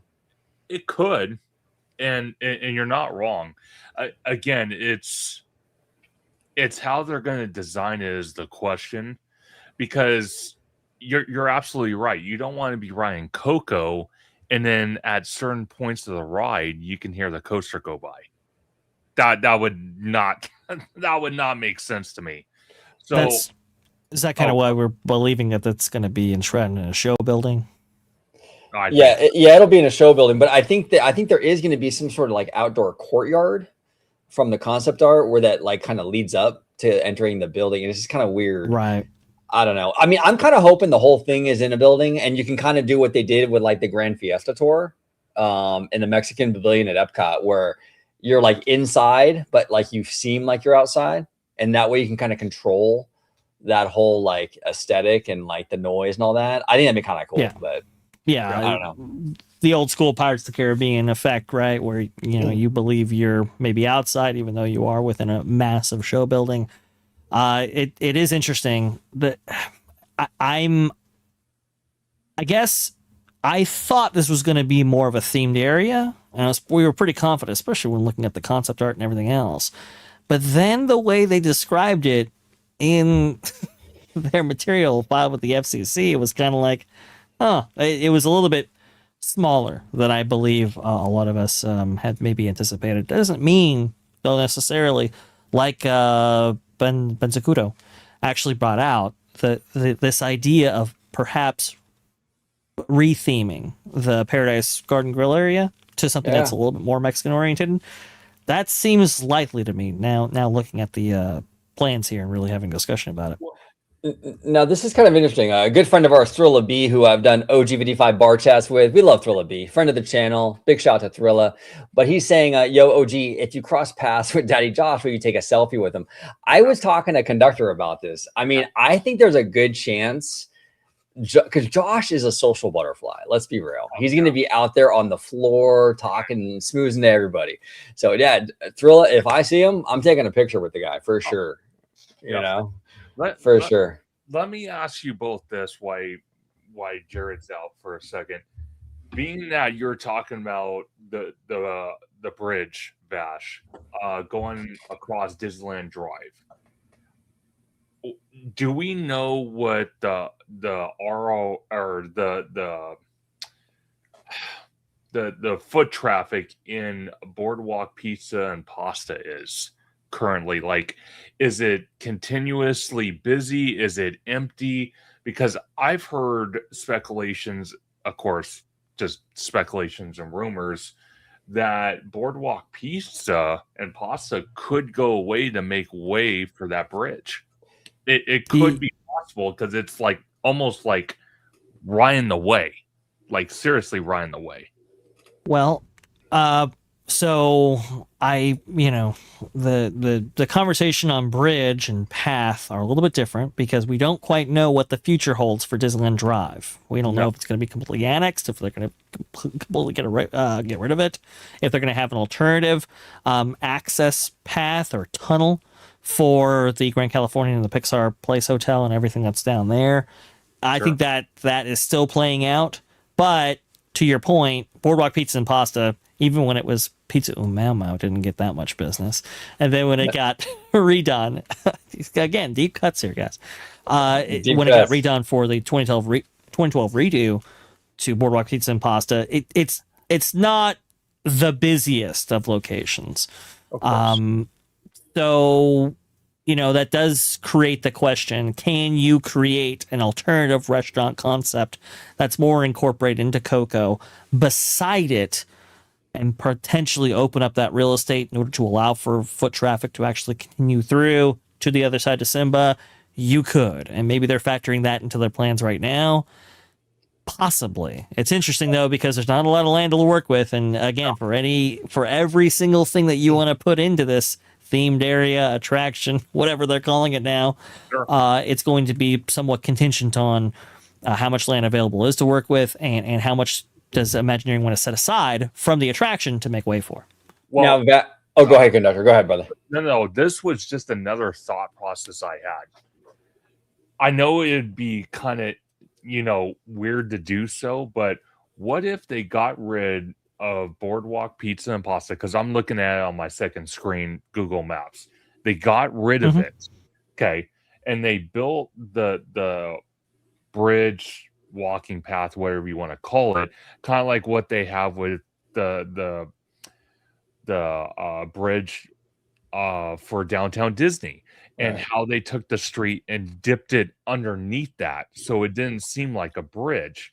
What if they did the same concept here, but they built back a restaurant that's kind of like elevated off the ground where it could still feature that Mexican cuisine, and you have the walking path or bridge going underneath it, kind of like the concept we see with the Disneyland Paris entrance with the hotel, where people are walking right under it to go across Disneyland Drive, but you still have the restaurant there, but it's elevated at a higher level. Well, I hope they do. I hope they do some creative workarounds, like for this bridge thing. I really don't want to feel like, okay, here we go, we're going to cross the street now. You know what I'm saying? I would love to have some of your idea, like some of that kind of energy, conductor. I agree with you 100%. Vash, I wanted to ask you, in regards to Pandora, because conductor and I have talked about this a lot, but like, do you feel like it's realistic for D23 that they're going to give us like a bird's eye view, whether it's concept art or even a model of how Pandora fits into this park? Or because this is what's going to frustrate me. They give us a model, but like the rest of DCA isn't in that model.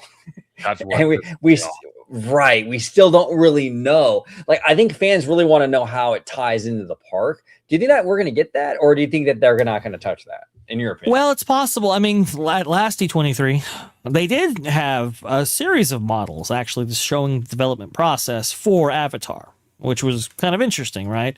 We had not quite seen that before, I suppose. So I think there is a possibility we get some type of visualization to examine, and we can actually see how this is incorporated.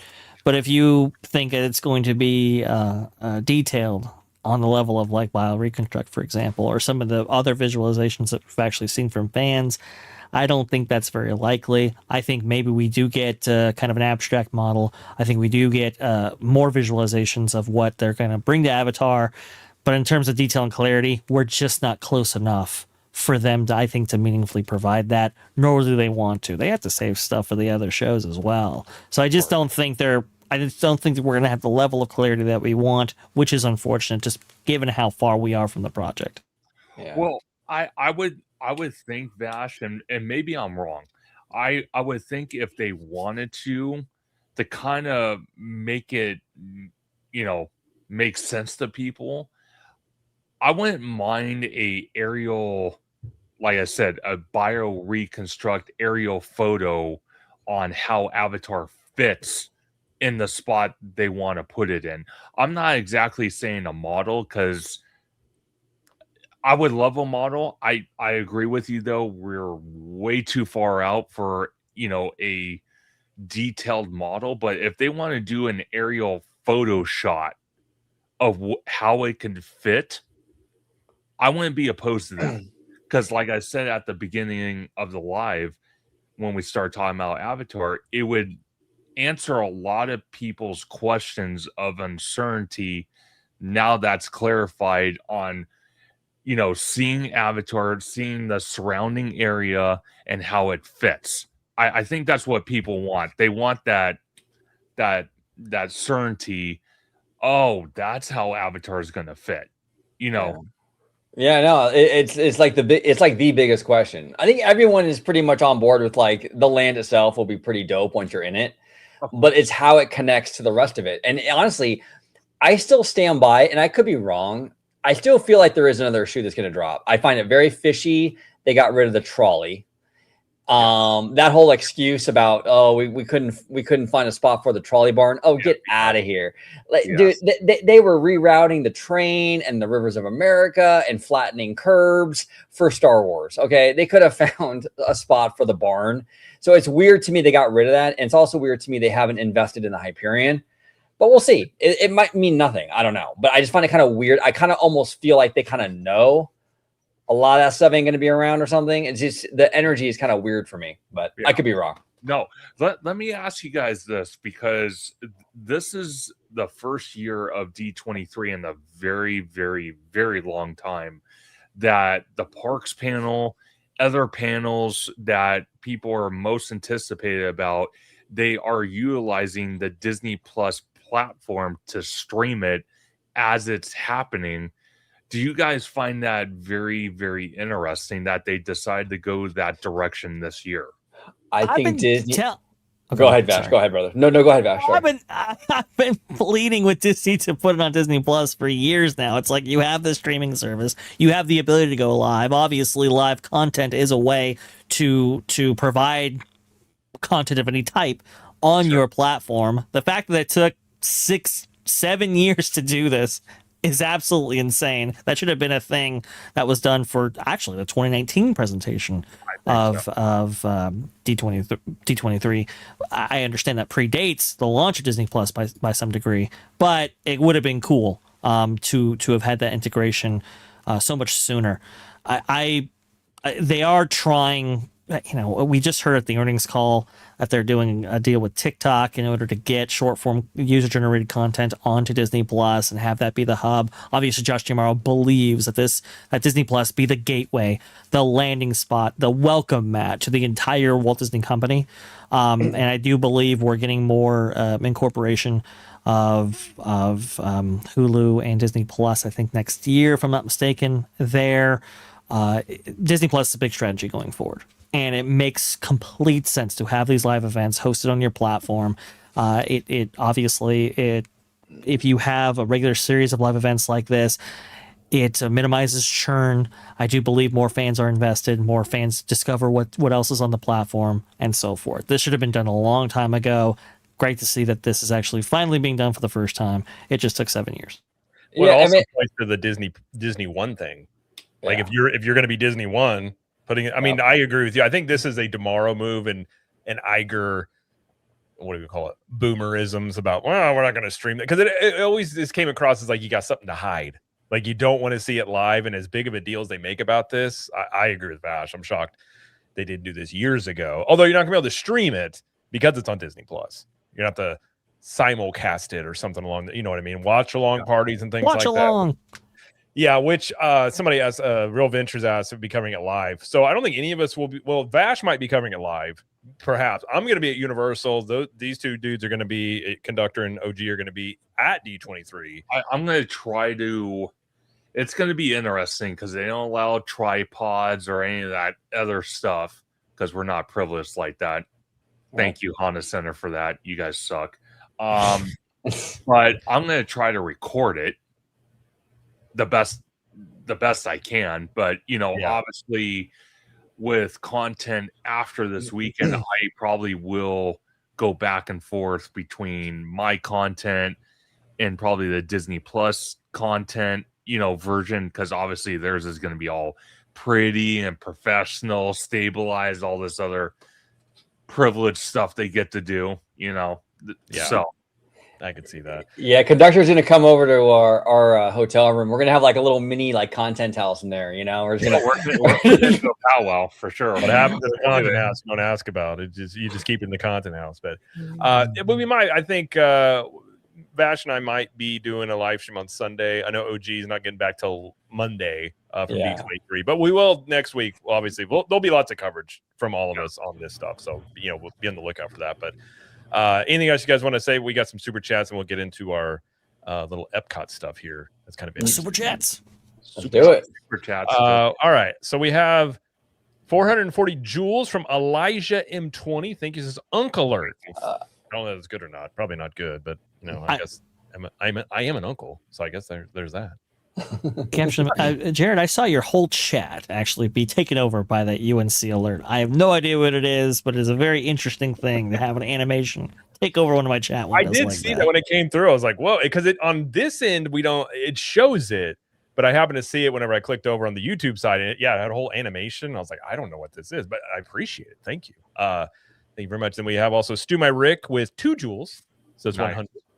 And then I'm not sure this one was for Mouse Word Bound for a Canadian $13.99. Sent a super sticker there. Thank you, Mouse Word. Thank you. And hopefully we see Mouse Word at D23. I ran in great people. We ran into them last time 2 years ago, and so if you're Mouse Word, if you're there, come and say hi. Well, I'll be there with Mr. Weber. Find the conductor. Find the tall hair, and you'll see it. It sticks out like a sore thumb. Yeah, but I'm still not as tall as conductor, though. That's true. He's actually a little bit taller than me, which I'm not gonna say I like that. I like being the tallest one, but it's fine. It's fine. Well, I'm tall, you're muscular, so there's opposites attract. It evens out on some level there. It does. And Stu My Rick with 2 jewels. It says sparkles. Thank you. I like sparkles. Then Conductor had 5 gifted memberships. Do you know who got those, Conductor? Yes, I do. I actually have them on my screen. We have Tivin301. We have Ryan. We have Cool God 212. We have KMac10, and we have Crone 2 received those gifted memberships. Did you say Mac 10? West Side. Mac 10. Yep. Okay. I think we can only assume it is the Mac 10. It's got to be. Shout out Mac 10. Absolutely. Then Stu My Rick again, 2 jewels at Silver Star. Thank you. Thank you. Ill Magic 94 with a 5. What is up, Ill Magic? Says Doctor Strange roaming around through a park is pretty strange. Yeah, that's a good point. It is. I remember when I saw him and I was like, is that Doctor Strange? And we were in line for something else. Mark's like, just walk over there. And I'm like, can I just, because it was weird. There's no line. He was just walking and I was like, what do I do? And so I just went up there and I stood. It was the most awkward. I was just standing there. I have no clue if he was going to acknowledge me. And then he came and we started talking. It was very weird. It was cool, but it was kind of odd. It's funny, Jared, because a lot of my Florida friends, they find Marvel at Disney to be kind of weird because you guys are so used to it being at Universal. Yeah. we don't have any of the superhero stuff at our Universal Hollywood. We never got a Spider-Man thing or anything. No. Yeah. So it's more normal for us for Disney, but out there in Florida, it's so synonymous with that Universal branding. Well, especially with an after hours event, like a Jollywood Nights of all things. No, right? That was kind of weird. It was very weird. I haven't seen him since, by the way. He may have been in other things, but I haven't heard of him being around since. That was 2 years ago, I think. Wow. Sorry about it. You were saying. Well, I was just going to correct OG a little bit because Universal Studios Hollywood did actually host some Marvel stuff back in the day. It actually had a Spider-Man themed stunt show, which was very, very interesting. Yes, yes. That's cool. In the old Monsters Theater, that's now been replaced by Fast and Furious back in the day. Very, very interesting, but for whatever reason, Universal said, don't really see value in the Marvel brand, and they dropped those concept shops and showcases and everything else. If they would have maintained them, then they would have had exclusivity rights for Marvel in Southern California as well as Florida, but they did drop them, opening the way for Disney. Sometimes it just works out. Yeah, That's wild. That's wild. And then we got another 5 from Ill Magic. Thank you, Ill Magic. Says, when Epic extends their parks, how cool would it be if Universal did a partnership with HBO and built a portal going into the world of Game of Thrones?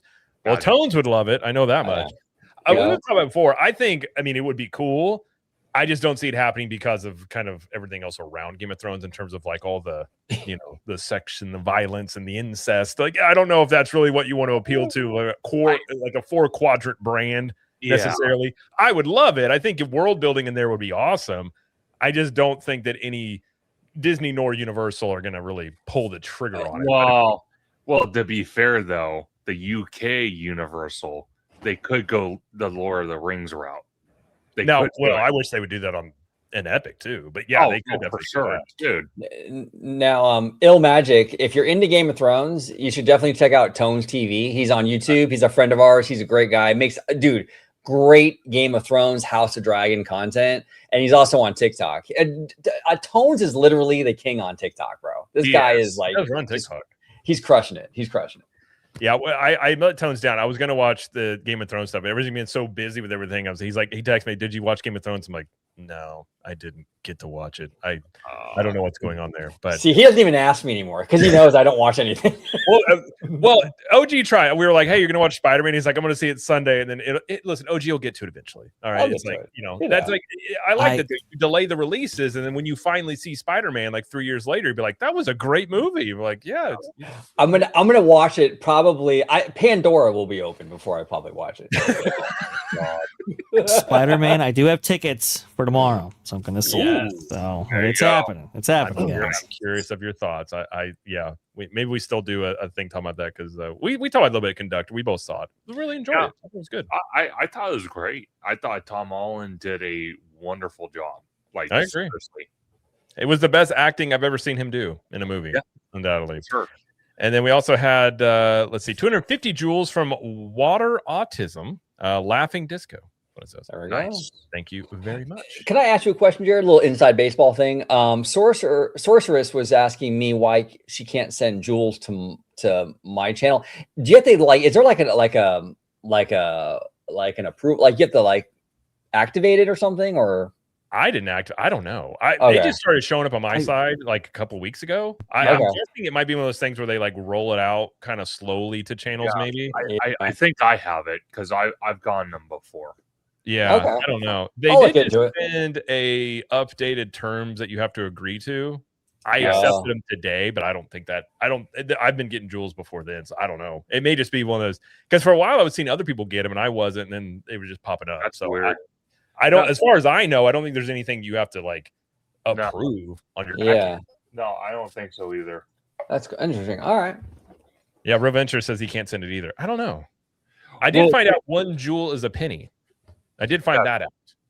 So I think it's kind of I think Twitch has something like that. They do. Or Kick does too. I think so. I think it's kind of a copy thing of theirs, but I'm not really sure. By the way, thank you guys very much for that. Yes. All right, let's move on and talk about. I find this interesting because I have seen this firsthand, and it looks awful in person. And I've been wondering how long it's going to take them to finally fix this, and maybe they're doing something about it.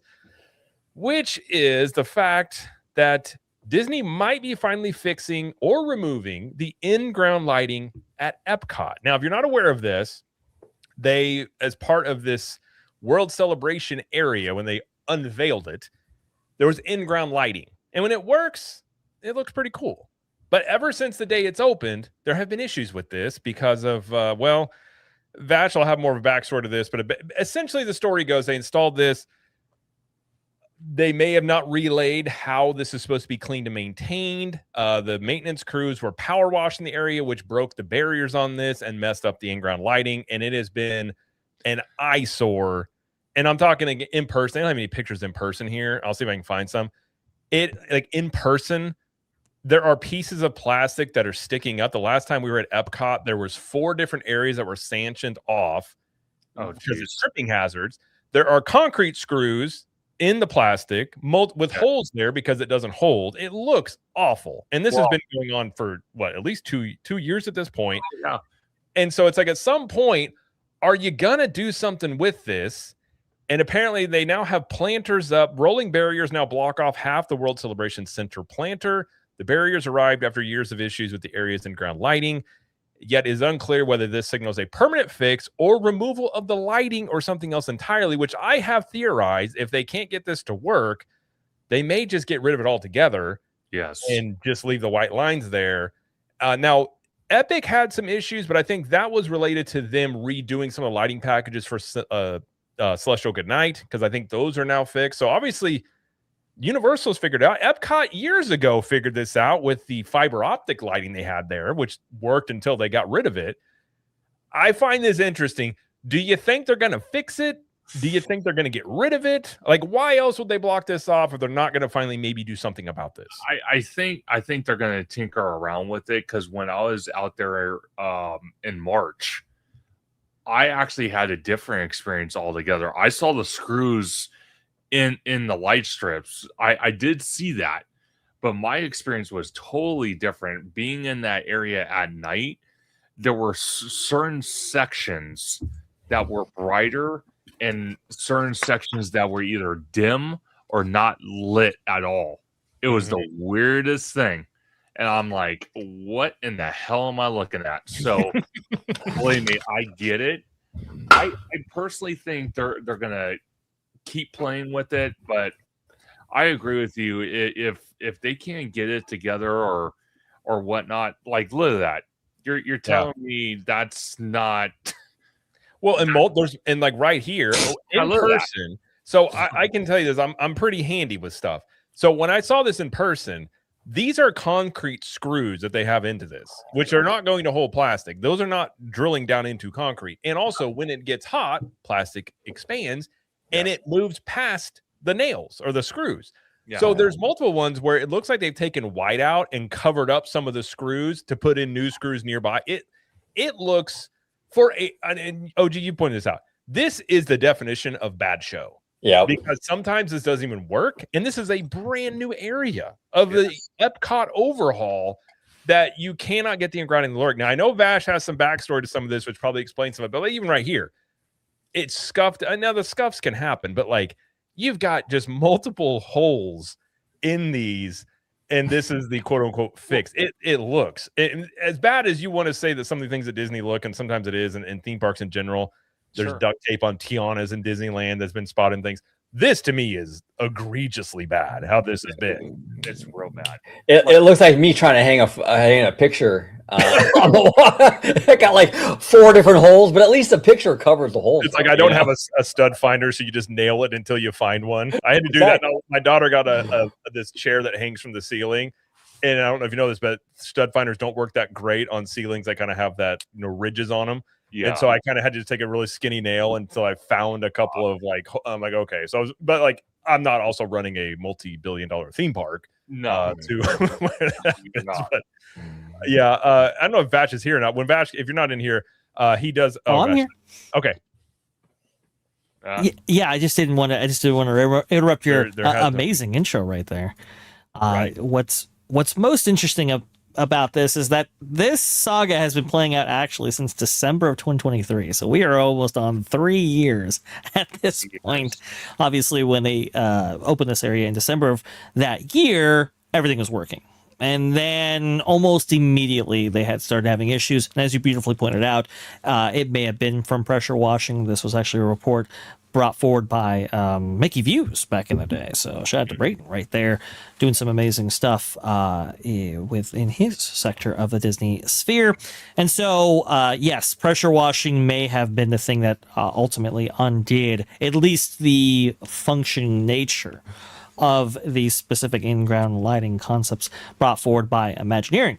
Now, the other thing that started to play out was it wasn't just about its function. It was also about, with some of those quick fixes, let's say, to try to get these back to working order. That's when they had these kind of caps added and so forth, trying to mitigate those pressure washing issues. And that's what's actually starting to rise up here, as has been beautifully documented by Blog Mickey back in the day. Showcasing all of this stuff. Just crazy how this is still kind of a recurring issue that they haven't meaningfully addressed this.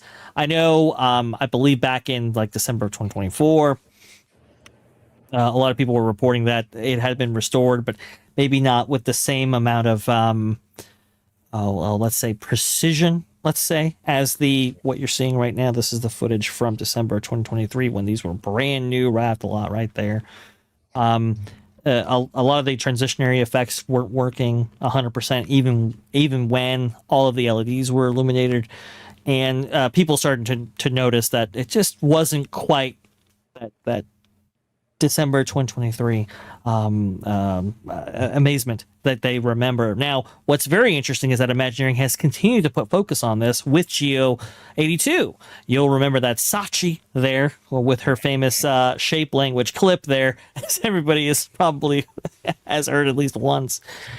She made a point that when you look out the windows there at outside of Geo 82, that the walkway and that the pylons there and everything would synchronize for various productions, for shows, for Luminous and all of that. So I think they still want this to be a very let's say like holistic experience here for this area, but obviously this just hasn't worked, and all of the quick fixes simply hasn't gotten the job done. It's been very embarrassing, especially to see something like Epic Universe actually install in-ground lighting, able to fix their in-ground lighting in preparation for Celestial Goodnight. Now we believe that is working consistently, although I haven't heard a reporting as of like most recent. So if anybody actually is in the chat can correct us on this, feel free. But this is something where Epcot did have in-ground lighting. They had fiber optics for years, worked consistently. And for 3 years, we've been dealing with an area that is very subpar at best. And its best defining feature hasn't worked properly in all that time. Well, what makes it worse, too, this sits right in front of the Walt statue. Yes. The streamer statue. And then what Walt sees from his point of view is these horrible malfunctioning lights that look terrible. I mean, you can see right here. There's Walt facing the way. You got G82 there. I mean, it is the definition of bad show. And I think if you went to Home Depot and find a couple old heads in there, they could get this fixed in an afternoon. It's such a weird thing because like in-ground lighting is not like it's brand new. Like it's not like cutting edge tech. Well, I mean, people have synchronized lighting for Christmas decorations in their homes every year. Exactly. And as I have a picture on the stream, if you look on the West Coast at the Avengers campus, they have the in-ground lighting with the lighting package at night. So explain to me how the West Coast can get it done, being that it's Disney, but East Coast can't get it together. The hell? Well, I will say this did have problems initially. It did. And they were able to overcome them, and they put out I think that there was an issue with like scooters and wheelchairs going over this, applying too much pressure in some areas. They had some cracking, I believe, initially, but they were able to work all that stuff out. It does work consistently. So that does beg the question, Conductor, why can't the East Coast figure this out? Now it's very interesting as well. In my research, having covered this extensively over there at that Park Place, now Vash Sky ParkCast, and now Theme Parkin', throughout that time, there was an X post by somebody who suggested that they were part of the company taking the initial bid in order to perform this work. And apparently their company declined because they saw the Imagineering's blueprints for this, and they felt that this wasn't going to work long term, and that this wasn't a great reflection on their company or firm maybe doing this work. So they declined to actually take this up. This bid that Disney was actually offering right there, which is very, very interesting because this has had consistent problems ever since day one. Was it because of the initial installation? Likely. That likely is the case. Well, and if you look at too with this thing is, it's funny to me. I mean, granted, you do have the weather in Florida, which is much more harsh than California. So that could be a factor, especially like if those seals are broken. But this area of Epcot is so weird to me because you also see some of this B-roll. They put these like concrete tables and benches where there is no shade, like none. Yeah. And the idea here was this is a place where people come to work and hang out. And then sure, when you're in November through, I don't know, part of May, that could work. Nobody is, when you go in here in the middle of the summer, there is nobody sitting in these chairs. By the way, they are metal chairs in here. So this whole area is weird. And this is what replaced the Fountain of Nations. Yeah. Like, you lost the Fountain of Nations for a in-ground lighting that can't work, a Walt statue, which I love the Walt statue, but like I just feel like this entire area is a downgrade as part of the Epcot overhaul. And rest in peace, Fountain of Nations. Yes. No, absolutely. Now, I want to, what is the deal? And it's not just Disney. Universal has been guilty of this too. What's the deal with the Florida parks and no shade? Because Epic has the same problem. I don't get it. Like, why can't they build like shade structures or put more trees? It's like they're so anti-shade, these companies. I don't understand it. I don't get it. I don't either. I mean, well, I will say, even Epic has more shade than the Universal Kids Resort did in Texas. That was aggressively unshaded. You got heat stroke from it, basically, right? It got close. I luckily caught it in time and downed some water. But yeah, it was 105 that day, and just like the sun is just. I felt like I should file assault charges against the sun that day. It was that bad. But like, go ahead. Oh, go ahead, please. Well, it's also so weird because Epcot used to be almost entirely indoors when it opened in 1982. Yeah. That's kind of the ironic thing about it, is that it's the shade and interior spaces have actually lessened over time, which is very bizarre, very strange. But I think it's a combination of factors, right? On the one hand, you do have some maybe California firms, California people doing a lot of this design work, which is just a different climate. Obviously, even the Imagineers, when they were doing initial work for Magic Kingdom in 1971, there was no shade structure over big portions of Haunted Mansion's queue, for example. The teacups didn't have a shade structure back in the day, and they eventually got one, of course, because of the rain and so forth. So I think the other part of it is too money, right? It takes considerable amount of funds to do shade structure. Obviously, every single interior space has to be air conditioned and so forth. And so it's those long-term costs that I think Imagineering is faced with, or some of these design firms are faced with, and that's why they don't actually go forward with a lot of this.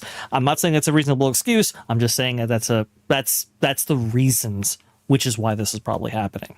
Yeah. Now here's an interesting theory. I want to kind of throw at you guys in the chat as well.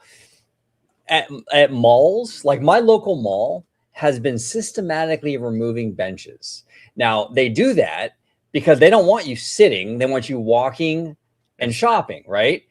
Is this a move? If you put a bunch of benches outside where it's like slightly uncomfortable with the heat or whatever, rain, what are you doing? You're forcing people inside. And if you're going inside, it's going to be probably either a food service thing or a shop. Right. I've often wondered if there is some sort of formula that they have figured out about that, where they purposely do that, because that would make a lot of sense, in my opinion, if that was the case. I think there might be something to that. In this area too, then you go over to where they have this Encanto show near the Communicore Hall. Yeah, that thing also having no shade. We went there the opening day of it because of the Encanto show. The sun, when I say it was like on you, and for Florida, it felt like the sun had just dropped down. It was like right above you. It was ridiculous. They have added some umbrellas and things there, but like I was standing there being like, how in God's green earth did you design this for Florida and not put a shade structure up here? Because everybody, the performers, the people watching, were just, and it just seems like a lot of this stuff is designed in California. Nobody steps up to be like, hey guys, Florida is really hot in the summer. Maybe a little shade or something here at certain angles would be great. But here's the thing though, and I could be wrong on this, and correct me if I am, but like the California theory definitely makes sense. But then what's with Universal? Because they're based out of Florida. I don't know. That's a good question. That's a very good. I mean, I guess you could say a new park. I don't know this. I didn't go to like Epcot and things when it first opened, but I would imagine a new park has its issues, because I wouldn't say the same thing for like Studios or Islands of Adventure. Now, I would say World Showcase can get really hot, but you can duck into pavilions and things, so you get some relief in there. It maybe, like Vash was saying, it probably ultimately comes down to cost. They're just looking at this being like, well, what are you going to do? Like, at the end of the day, it's like, do you remember being hot, or do you remember what you were able to experience? And I guess they're maybe betting on it's not worth the money they would spend, that eventually this issue gets fixed over time with tree growth and things like that. Yeah, I would love to know, because I think that you're just setting up guests for a really miserable experience in the summer. And especially these parks are struggling with attendance in the summer. You would think this would become quite an issue that they would want to relieve, but it seems to go in the opposite direction.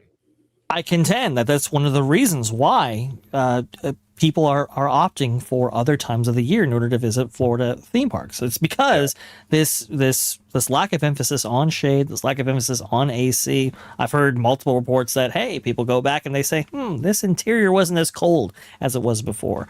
I understand that there are some energy initiatives that Disney implemented back in 2012, actually, that might actually offer some insight into that specific issue right there. But when your shade structures, when your interior spaces have to be built to such a degree in which they had to prevent from hurricanes and the harsh weather reality as it exists in Orlando and so forth, obviously that puts an enhanced emphasis on cost. And it's not just the cost of installation, it's the cost of upkeep as well. This is one of the issues that Disneyland Paris has.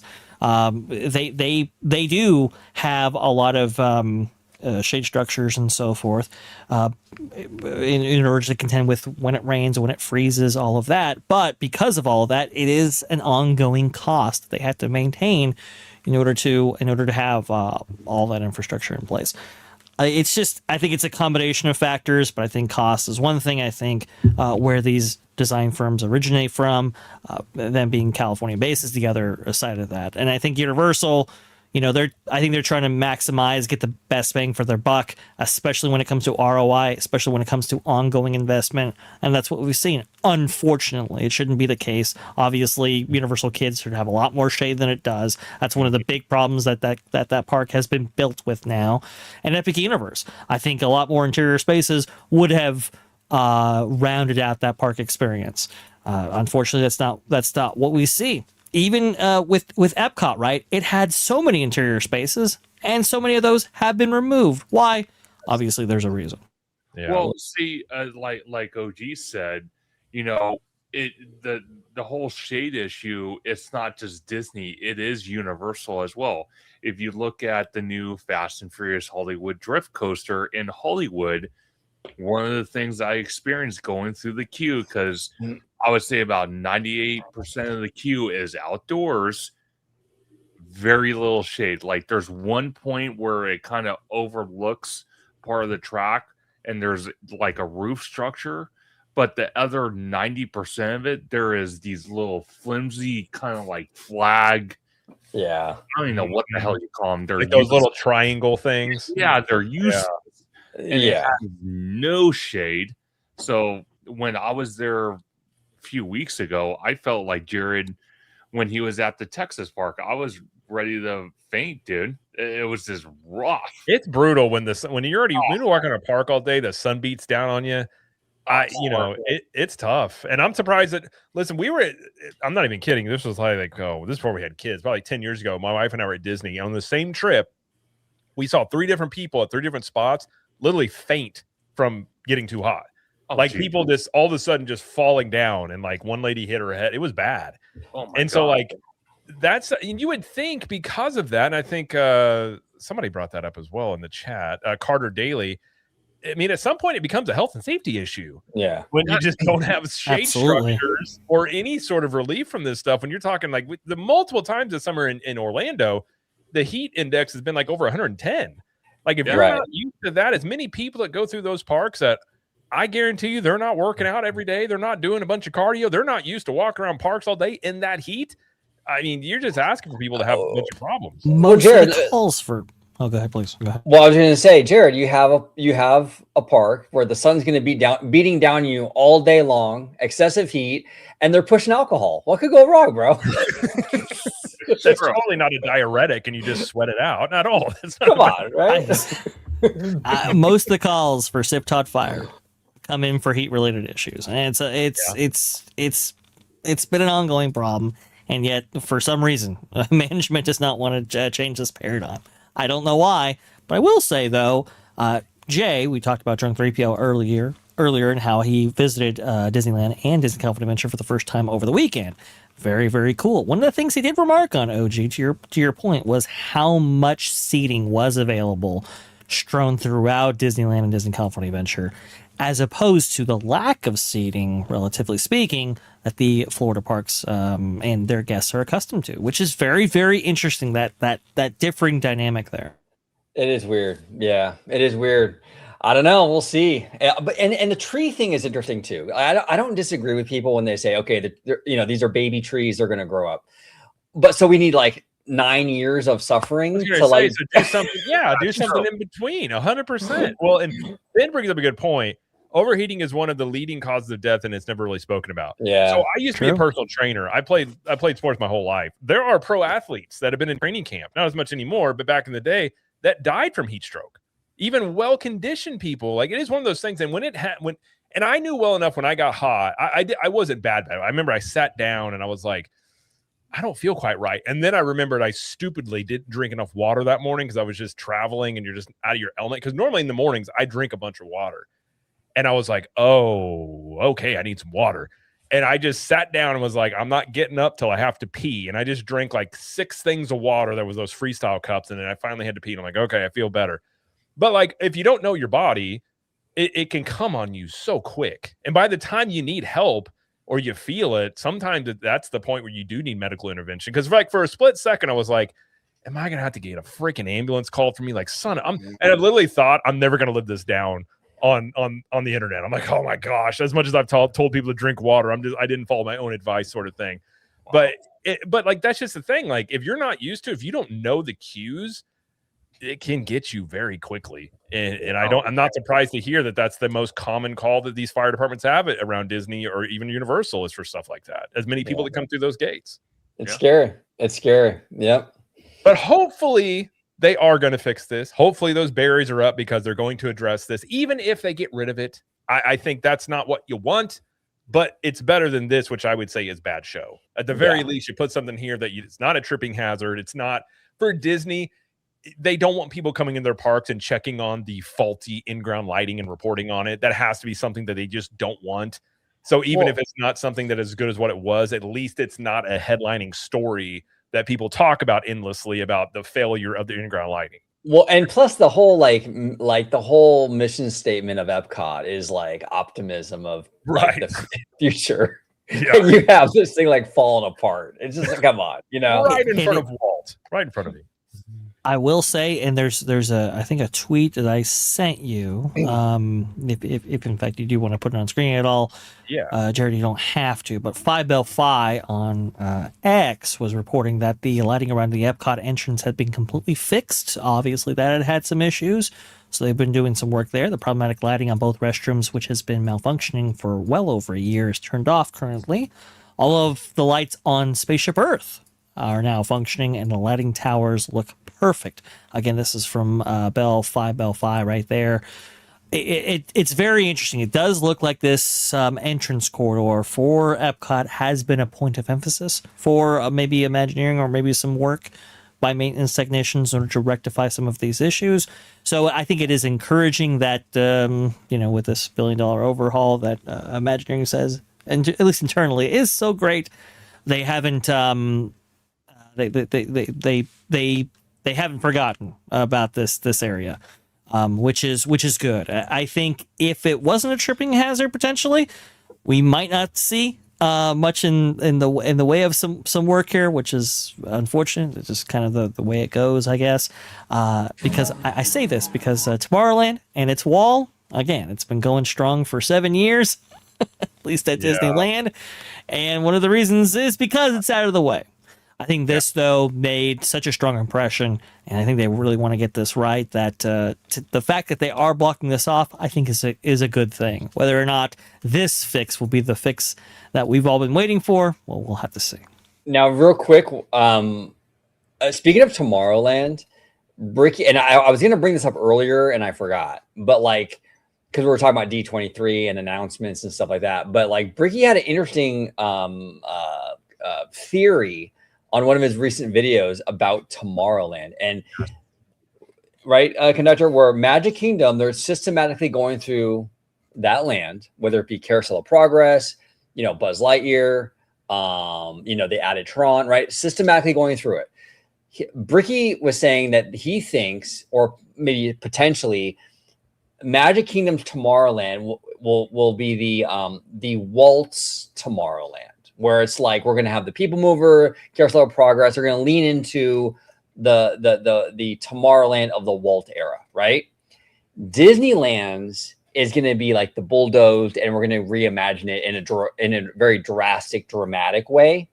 And that's why they're not really going through each thing and kind of like sprucing these things up. There's maybe more of a plan to like bulldoze and rebuild there. And the Florida one will be more of the Walt era like thing. I don't know. I mean, it's an interesting theory though, right? Because there's two very different approaches to each Tomorrowland. They're not even touching the one in Disneyland, but the one in Florida, they're going through multi-year, but go ahead, conductor. I kind of feel, okay, this is the thing with Tomorrowland.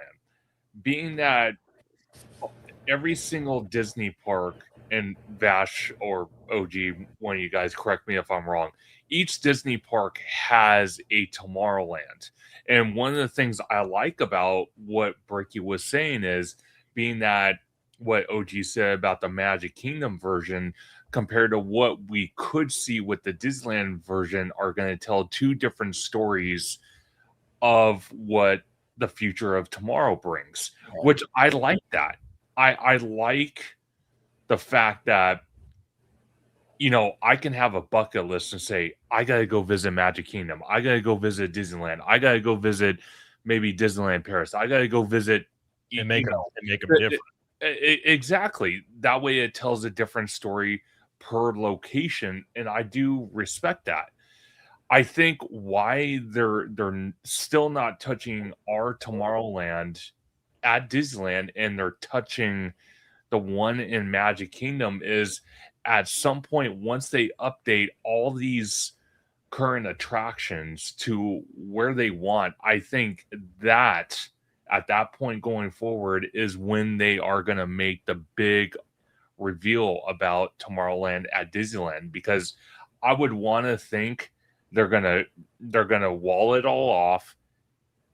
Pretty much, I would say about 98% of it, if not 100% of it's gonna be torn out and rebuilt from the ground up because it needs it. Bricky has stated so many times throughout so many videos how they built Tomorrowland back in the early days is so kind of like step stool, how they built it. There's no way to fix it properly without ripping it completely to the ground and starting over. You're right, conductor. Codes too. Go ahead, OG. No, you're absolutely right, because our Tomorrowland is so interconnected with that people mover going through literally every single building. And then we have a total and complete mess over there by the Submarine Lagoon. You have the old people mover track, the subs, and the monorail weaving in and out of each other, right? And so it's just a whole big, they call it the spaghetti bowl. Yes. But like you have to literally go in there and just bulldoze huge swaths of this land. You literally, I don't even think you literally could even do the patchwork approach. Save it.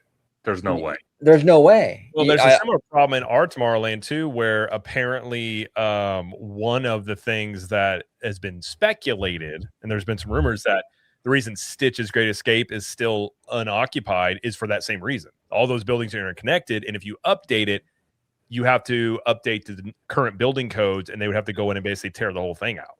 Yes. And maybe they'll have to at some point, but they just haven't had the desire to do it yet.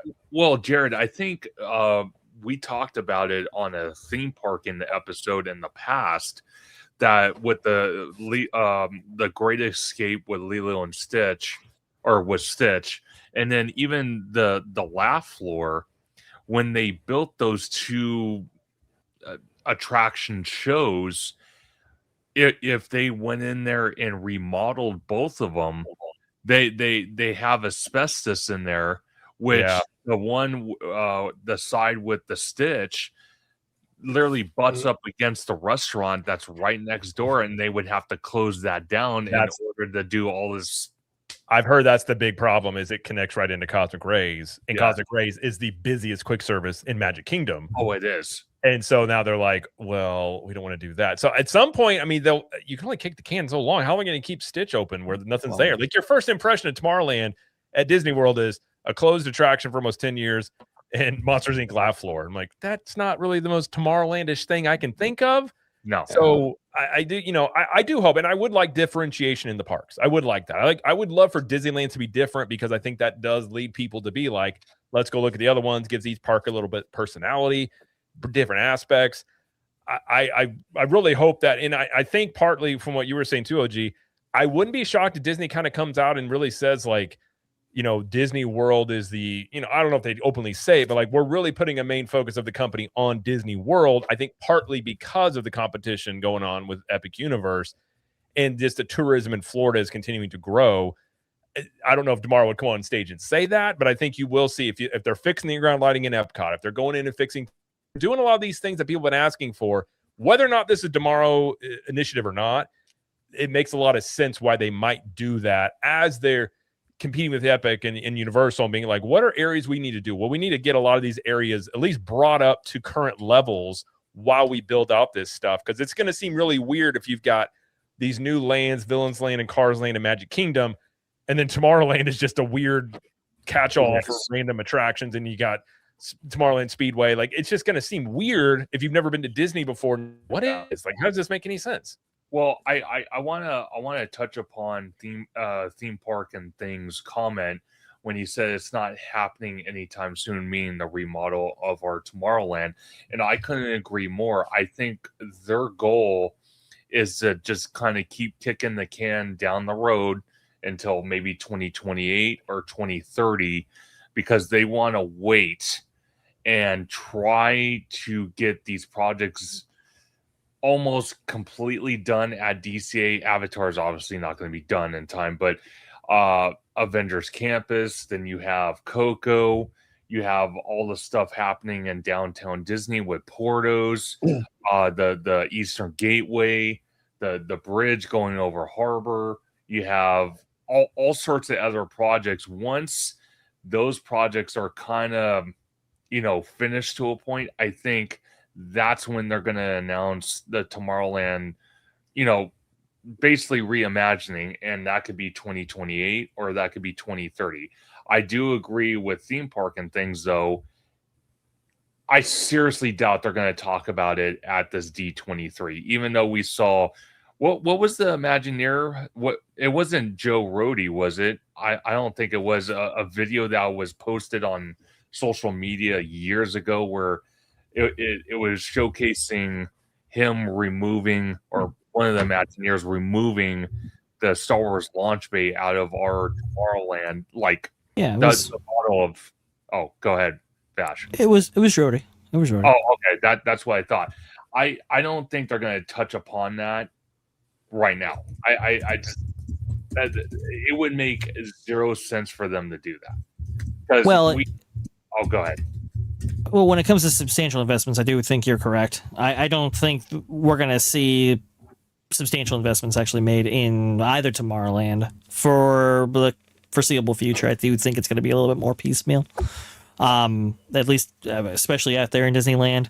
I do think there's a good chance we get a Tomorrowland segment in this D23, going over Carousel of Progress, going over Space Mountain, going over Tokyo's investments, and all of that. Maybe Disneyland as well.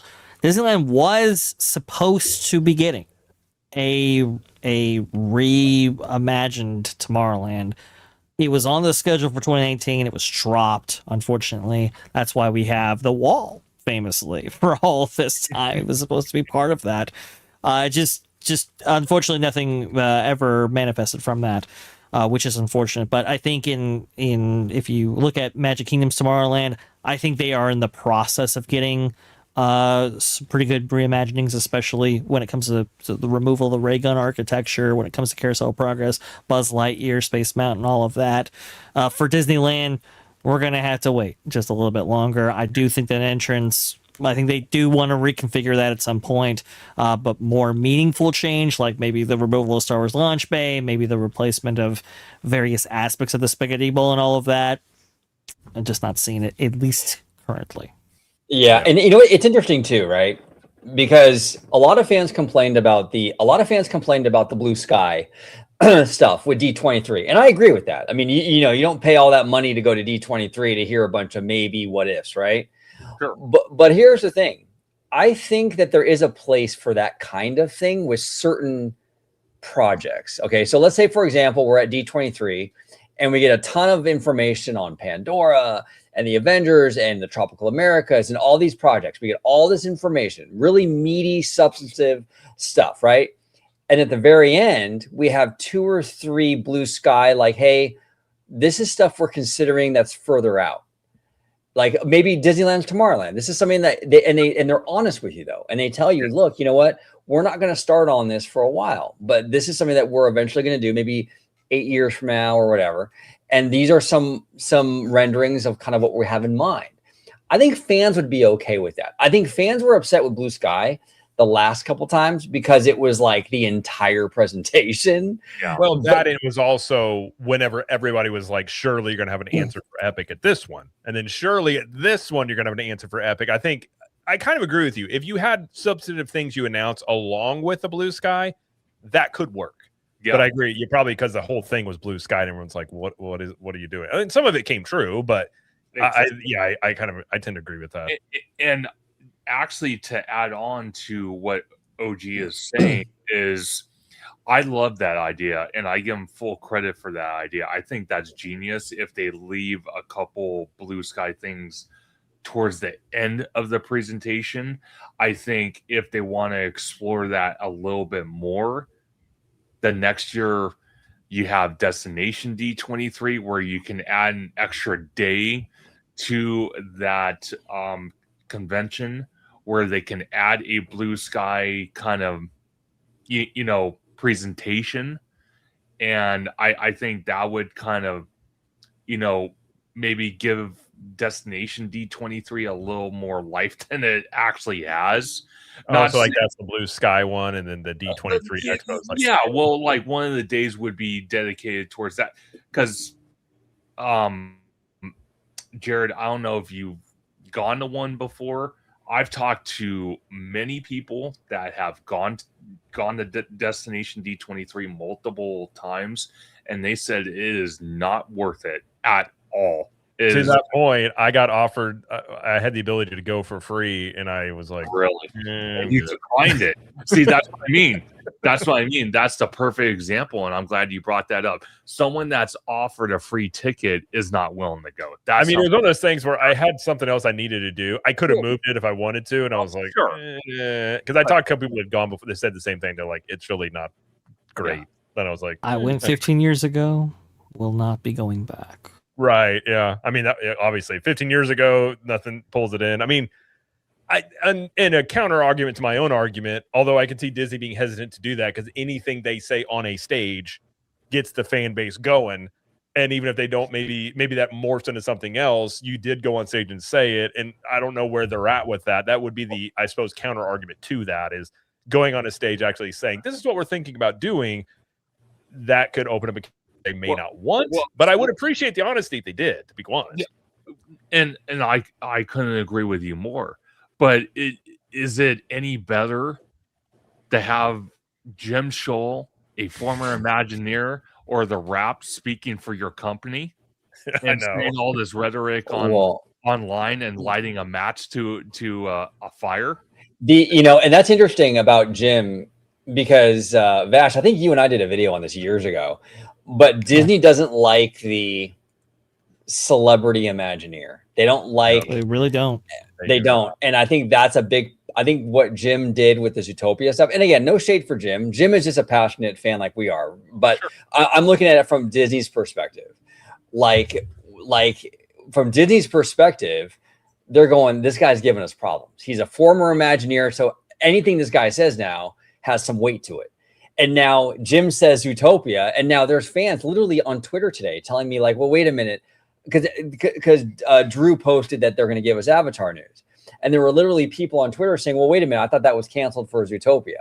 I'm like, there was no evidence at all for that. It was all from Jim, and people ran with it, right? Because they wanted that probably. Well, they also see former Imagineer in the title.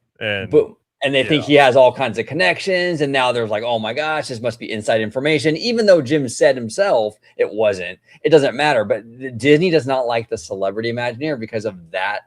Stuff like this leads to major headaches for them. Because now, because of all that mess, Now they have to go to D23 and probably give a little more than they wanted to, Mm-hmm. because now they got to clear that shit up. You know what I'm saying? So yeah. Anyway, it's interesting. Well, it is interesting. Yeah, Den Peterson actually makes a great point too. He says, to be fair to Jim, Jim isn't talking on behalf of Disney. He is just dreaming, and it's right. Yeah, I understand that, but it's the perception of it, though. The perception of it, and the fact that he worked for the company at a certain time of his career, people take different value. It'd be different if you, theme park conductor, made that theory. And people go, oh, that's cool. But Jim Scholl, it does carry different weight than just any of us saying something. So I could see from the out, like, people that are kind of tangentially around this stuff being a little confused. You see it trending and you're like, wait a minute, I thought this was a thing. But yeah, I mean, we'll see. I think it could be really interesting if maybe this is the beginning stages of what Damaro has in plan or has in mind for what he may do. Maybe it's a different direction. Maybe it's more forthright. We have seen with the earnings calls, to his credit, he's been much more forthright. Even admitted that movies failed. Even admitted Epic Universe multiple times was an impact on their attendance. Even took a shot at Universal, which I love. I want these companies to fight. I hate how the NBA now is like, oh no, we're friends. I liked it back when Jordan hated the Pistons hated him, and they were trying to just knock each other's teeth out.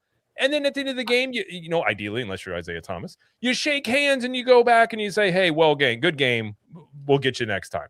That's what I want from these companies. I like competition. So I hope that is something that continues. I would like to see a level of that come into it. I like a little pettiness amongst companies a tad bit, if I'm being honest. Oh, dude, I love it. I love the pettiness. I love it. But Kiki and Luca has an interesting question, right? Would you guys prefer Zootopia over Pandora? The one in Disney World's awesome. Zootopia would be another kid land. Here's the thing.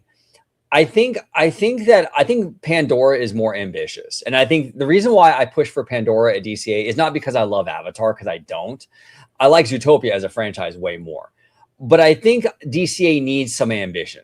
I think we need to have a little bit of ambition here. Zootopia feels like everything else at DCA. It literally does. It even looks like a Pixar property, even though it's not. And that whole park is Pixar. I mean, for me, I just want, this is incredible. And to have this in DCA and then walk a few feet away and have Cars Land is absolutely insane to me. That's in one park. That's what I want. Zootopia feels like Toontown or any of these other things. This needs to be in DCA, and it looks like it's going to be. I'm not a big Zootopia or Pandora guy. So to me, I agree with you. I'd probably rather have a land like a Pandora versus a land like Zootopia.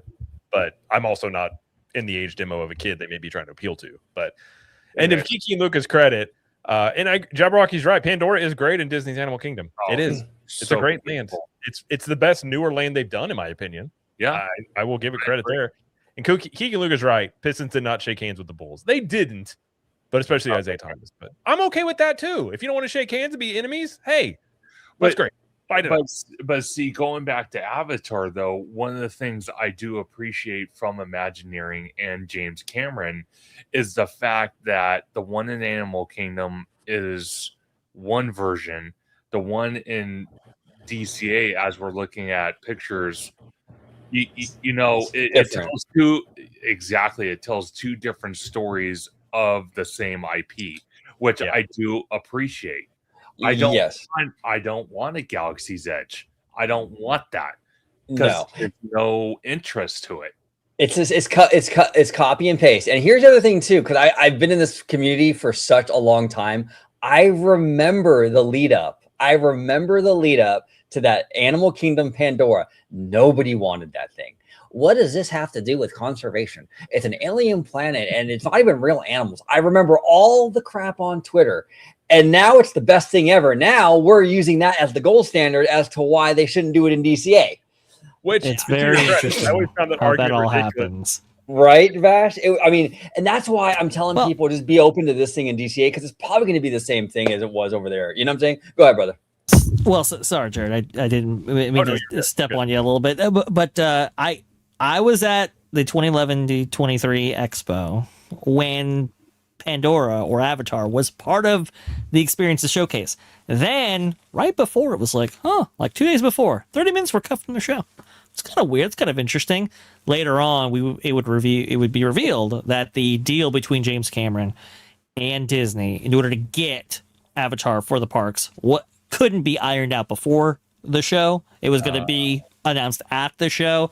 It was announced like a month after or something like that, which is like shucks. But I do remember that conversation there, OG. Why are we doing this in Animal Kingdom? A lot of people wanted studios. And in fact, the company did want to be in studios. It was Tom Staggs at that time, who, by the way, was in talks to be the CEO there. He was the one that suggested, look, Animal Kingdom needs it. This is really a conservation story. Give it over to Joe Rohde. I'm sure Joe Rohde, James Cameron, and John Landau can figure something out. And sure enough, he did. One of the reasons why we're not getting a rehash of Pandora as it was conceived in Animal Kingdom is because a lot of those players are no longer with us, and because obviously the realm of Avatar has expanded considerably. So it is a continuation story. I do like that there is a difference right there. And to be honest, I mean, when you look at DCA, does it need another flight type simulator? No. It needs water desperately, badly. It does. It does. Now, real quick, Conductor, before you go, I just want to say this is like the funniest thing. Maybe says, I haven't been in forever. And of course, OG dissing my Zootopia land, my biggest op. Now, I am her biggest op. Absolutely. I'm the biggest hater. I hate the I am the biggest hater when it comes to Zootopia and DCA. No, in all seriousness, though, I actually do like the idea of it coming to DCA, but after we get Pandora. Go ahead. Well, before I forget, to your point, what I was going to say was, it's funny to me that people have those arguments about Animal Kingdom when Dinoland USA existed, when you had a carnival full of dinosaurs, as if this made any sense in that land. I'm like, okay, like I get the conservation angle, but like, come on, this park has not been like the portrait of just consistency of everything in here. You got and it was supposed to have mythical creatures like dragons and stuff too. I know. Yeah, exactly. So I always found that argument funny. I'm just like, well, explain Dinoland USA with the carnival. How does that fit in? How does whatever the spinning dinosaur ride make any sense? It was silly. I agree though. But sorry, Conductor, go ahead. No. I was just going to answer another comment from someone in the chat from Freedom Seeker. They mentioned the problem is no Joe Rohde to lead the DCA Pandora. That is somewhat true. Joe Rohde, as far as I'm sure. And Vash, please correct me, or gentlemen, correct me if I'm wrong. He is advising. Yeah. He is a kind of advisor. He's not fully integrated into Imagineering, but he's a consultant. Exactly. So I guarantee you, when they start building Pandora in the Hollywood backlot for DCA, he is going to consult on that. Well, he's going to be in the room for sure to some degree. I mean, not like a full timer, but you're right, like a consultant, right? But here's the other thing too.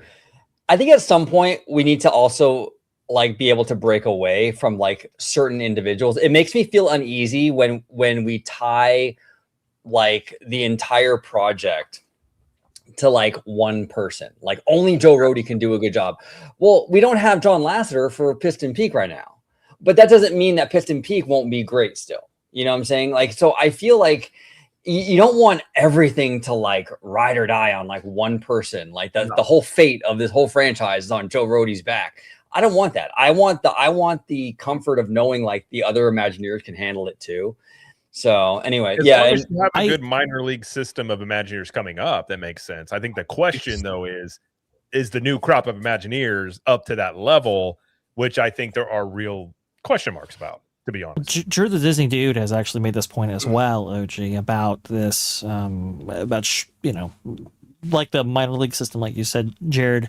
One of the inhibitions of these legacy Imagineers, and I think Tony Baxter's relayed this in podcasts and so forth, is that, you're always kind of working under the shadow or tutelage of these people, and you're not really given a chance to helm a large project when those forces are there. I think Drew the Disney Dude actually brought out the fact that the person working on Avatar DCA specifically had worked under Joe Rohde for a long, long time. So It's not like, it's not like his presence isn't felt, even if he's no longer there. Sure.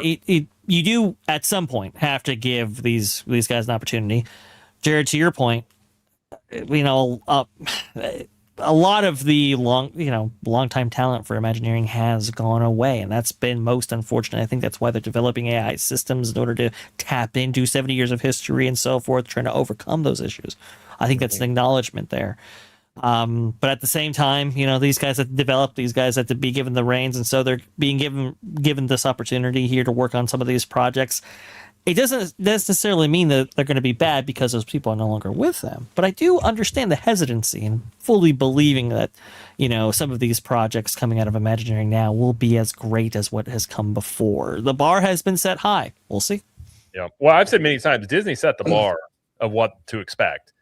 And I'm not saying it's going to be bad. I hope it's great. But I think this is going to be one of those measuring stick moments where if they knock it out of the park with these things they're doing, then the next things that they do are not going to have near as much question marks around it. People are going to feel way more comfortable. But if this stuff doesn't deliver, that opens up a whole other can of worms. It does. And I would not envy Bruce, what's his name? Vaughn.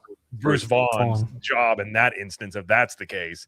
But there is pressure, undoubtedly. I hope it's great. I hope Disney and Universal just knock everything out of the park and fight each other. That's what I want. I want UFC matches.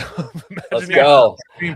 Well, and did you guys hear? And I know we're pushing 3 hours. I'm so sorry, but did you guys hear about the Toluca Lake drama where Universal's actually going to build a couple more sound walls? Yeah, yes, makes some sense. I mean, look, Vash and I were talking before. It's like if you don't placate somewhat, you may need something from that city that they built later on, and if you don't try and appease them, that could burn you. I mean, you can't be single step thinkers when it comes to this stuff, right? I think a lot of people are like, Toluca Lake, don't need them, but you might, and you had to have that forecasting. Remember, Disney tried to throw its weight around in the 2010s a lot when it came to various projects. Unfortunately, did we ever see any of those? No. Now, some of those were folded into concepts like Design Forward and so forth, but again, that was a delay of 10 plus years in some cases regarding a lot of those concepts and ideas. If you throw a bone to Toluca Lake now, if you in fact need to amend or update the filings of whatever has been approved before, well, it's a lot easier now that you've greased the palms today. Yeah, I would agree there.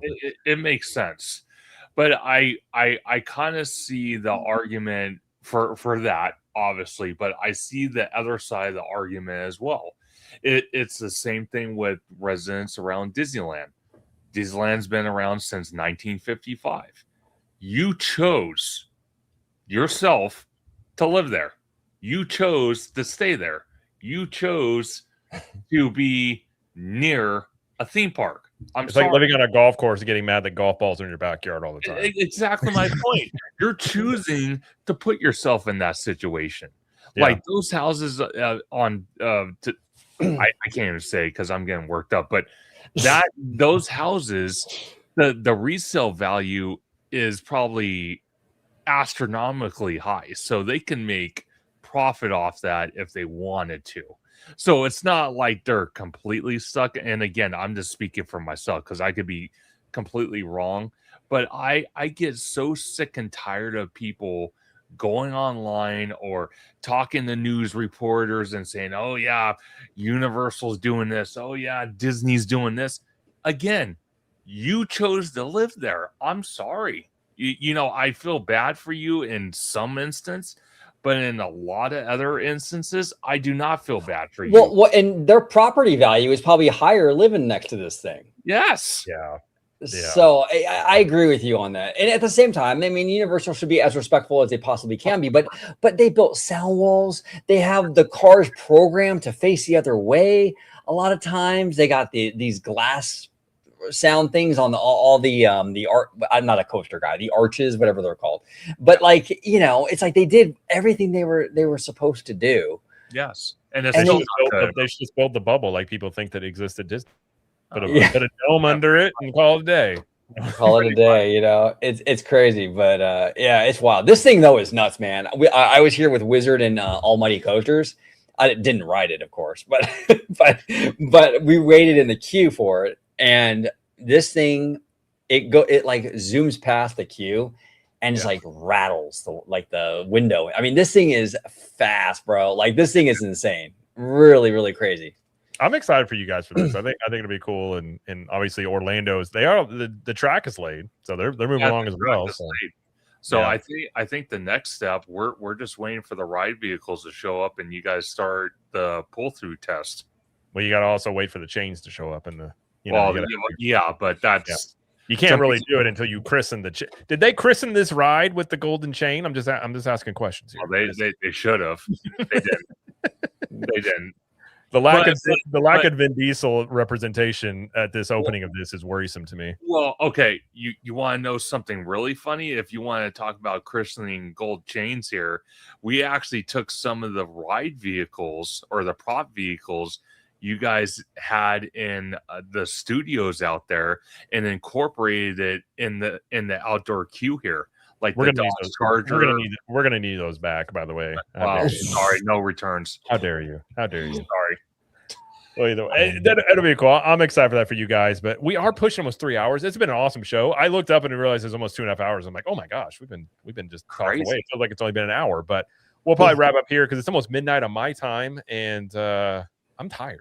So I probably, I did a little workout before the stream. We were a little late. My apologies on the stream starting because I was working out and I looked up and it was 8:35 and I was like, oh, I gotta hurry. So really quickly. So that was my bad on the late start here. But no, it's been great. We do have a couple of super chats we're gonna wrap up with here.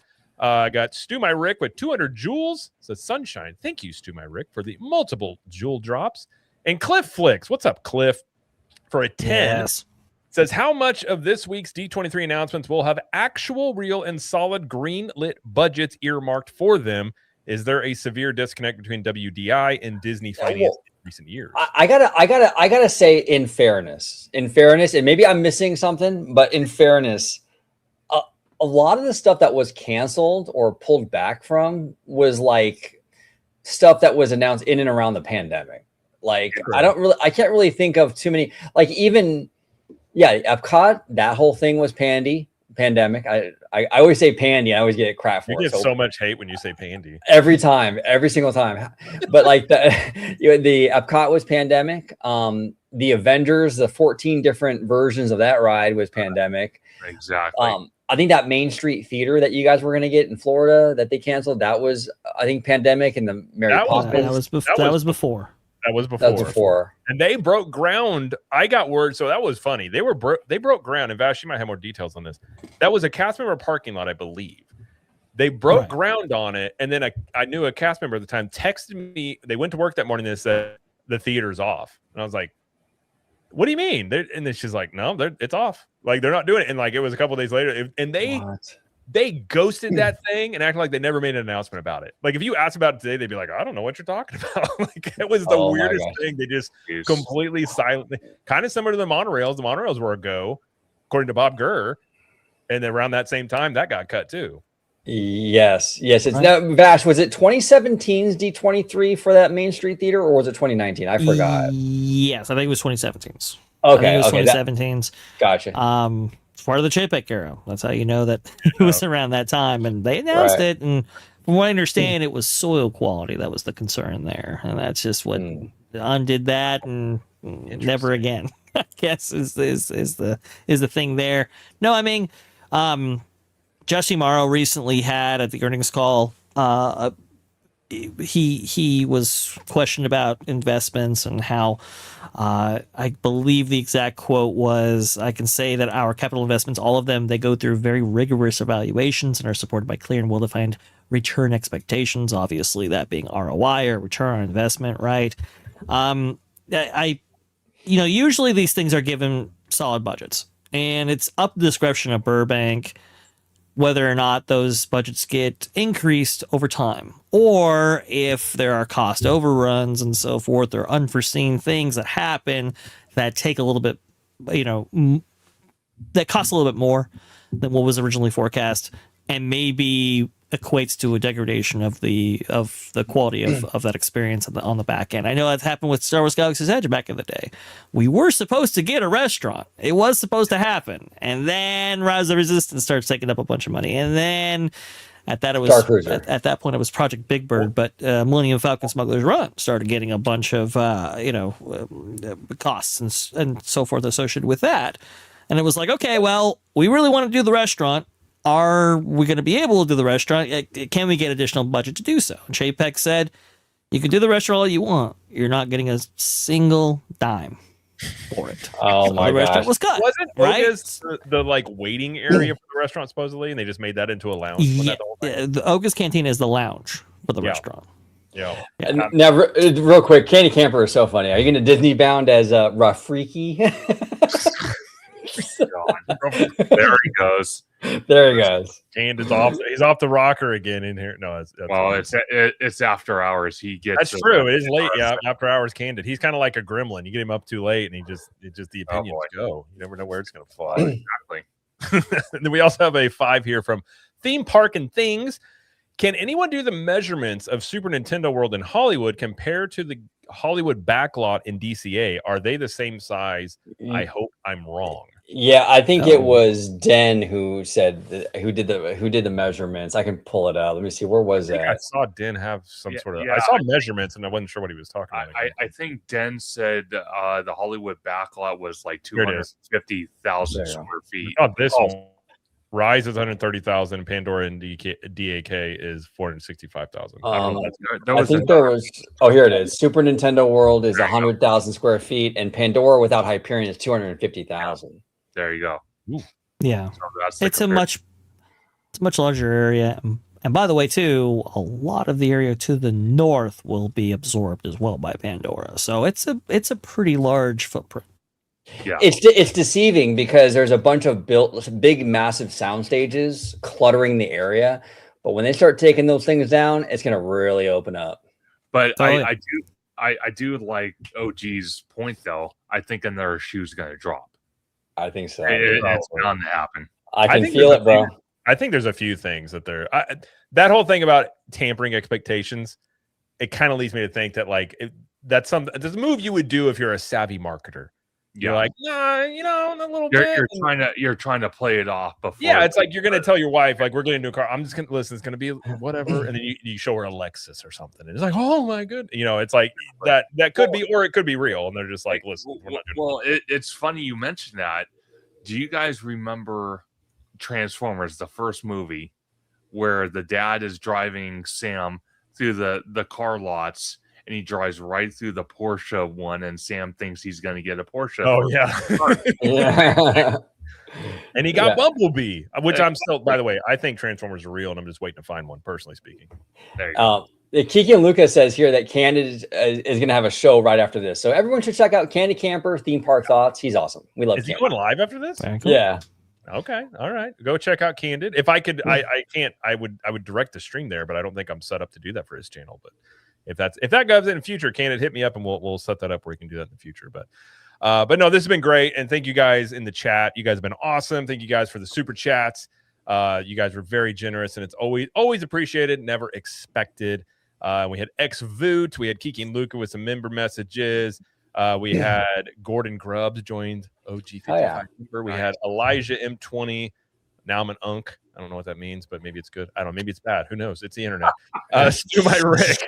We had Mouseword Bound. Theme park conductor gifted, 5 theme park conductor memberships. Ill Magic with a couple of 5s. Water Autism. You had Cliff Flicks there. Theme park and things. Kiki and Lucas. So thank you guys very much. Everybody in the chat. This is apparently unk is good. Okay, I'll take it. There you go. I'm just going to assume. I assume it's good no matter what. At least that you're getting a reaction. I guess that's the point of the internet on some level. But no, you guys in this show, honestly, like, it's fun doing it with us because we just chat about this stuff all the time. But you guys in the chat make it a lot more fun. And thank you, Din in here also had some nice words. If I can find it, chat's moving so quick. I can't find it. I don't think. Anyways, here we go. It said it was an awesome live stream, guys. Jared, OG, Conductor, and Vash are so much fun. Appreciate that. And thank you guys very much. Thank you, guys, Dan. Of course. Before we get out of here, though, let everybody know where you can check them out. Orange Grove 55. Thank you as always for being here. Yes. You're going to be at D23 coming up, along with Theme Park Conductor. Where can they all find you to follow along on your adventures? Yes, no, thank you so much. And everyone in the chat, Cliffix, Kiki and Luca, Maybe Cakes, John Make It Rain, Den, everybody. It was a really, really fun conversation. To our 2-hour and 53-minute crew, we love you. We made it. We are here. But you can find us right here. You can find me right here on YouTube, Orange Grove 55, talking shop with these guys all the time. You can also find me on Instagram and on X, Orange Grove 55. And again, Jared, I want to give you a big thank you for being an amazing host, as always. Thank you. I just, I'm used to managing kids, so I just, trying to keep order. Just yell. I just yell at yell at my kids. Sometimes you gotta have that dad voice, like, "Hey, what are you doing in there?" Nothing. Like, okay. I don't have to do that on here though. Sometimes in the chat, but Vash, thank you as always for being here as well. Where can everybody find you over there at the Vash Sky ParkCast? And what do you got going on this week in the lead up to D23? Absolutely. Talking certainly about predictions, certainly about what we think is going to happen at D23, the experiences showcase right there. Should be very interesting. The whole theme park amusement industry is watching that with great interest, I will say. But tomorrow, before that, we have a story coming out of the Wilderness Lodge. Oh, the Wilderness Lodge, everybody's favorite Eisner era resort hotel over there in Seven Seas Lagoon Bay Lake right there. Imagine paying $700 a night to stay there and you had no water. We'll be going over it and so many more stories that have been percolating through the theme park world. That being tomorrow at 2 p.m. Eastern. Following that Park Place, by the way, if you're already watching, you'll be redirected magically to there. And on Thursday, I want to go ahead and have Theme Park Wizard on. I want to have him on to talk about some of the stuff going on with Fast and the Furious and what we can expect in terms of updates regarding that experience right there, if it's going to be delayed in its opening, what kind of capacity issues we're talking about. There's a whole lot more going on beneath the surface I want to go ahead and pick his brain about, so that'll be at 6:30 p.m. Eastern on Thursday. I know last week we didn't have Bash and Vixen, couldn't actually be performed. That's on me. But for Saturday, we should have a great day of content. I want to go ahead and have some kind of stream going, whether it be on that Park Place or on the Vash Sky ParkCast, covering the Experiences Showcase. I'll be in talks with Pro and everybody else there in order to coordinate that, but expect a big, big day on Saturday. And I don't know, maybe Orange OG will call in or something, or Jared will call in. I don't know. We'll do something, but it'll be very, very cool. So thank you so much, Theme Park Conductor, OG, Jared, for having me on. This was an excellent show. Very, very fun. I might be doing on the ground reporting from Universal AP nights. Let know how that is, but yeah, there will be a live stream I think on Sunday. We'll work that out, but we'll have some reaction. There'll be a lot of covering of what they announced at D23, which may be, who knows, if it's a whole lot, may cover multiple live streams. You never know on that. But Theme Park Conductor, thank you for coming on here. Always appreciate it. And you'll be back on here this week as well. But we'll have plenty of things to talk about as well in this. But where can they all find you out there and the lead up to D23? Absolutely. Well, I want to give a big shout out to you, Jared. Always kind of like what OG said, always being an amazing host, having a great time, great conversation with Vash, with you, Jared, with Orange Grove 55. It's always a pleasure to be on a theme parking live stream. You can find me on YouTube, Instagram, Blue Sky at Theme Park Conductor, on X at Theme Conductor, TikTok at Theme Park Conductor 1, and every Sunday at 5 or 7 p.m. for Conductor Sunday live stream, where we have had all three of these gentlemen on. It was a wild conversation. I can't wait to do it again, especially after D23, because there's going to be a lot of interesting, spicy topics to go over, especially if they're lacking on some details. You're really going to see me go off the rails on that one.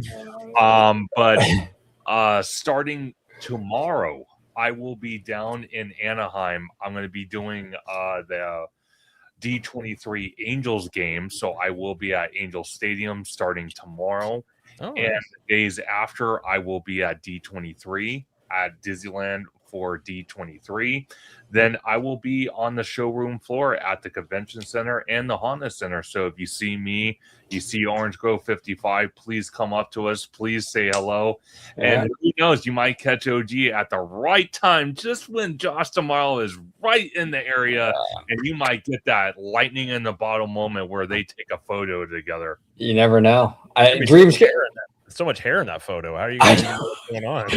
there's a lot of hair in that. There might be too much hair. We might have to, you're gonna walk up and be like, Vidal Sassoon. You're like, oh, how did you know? Yeah, you guys just gonna have hair. I have to add one more little spiel to my outro.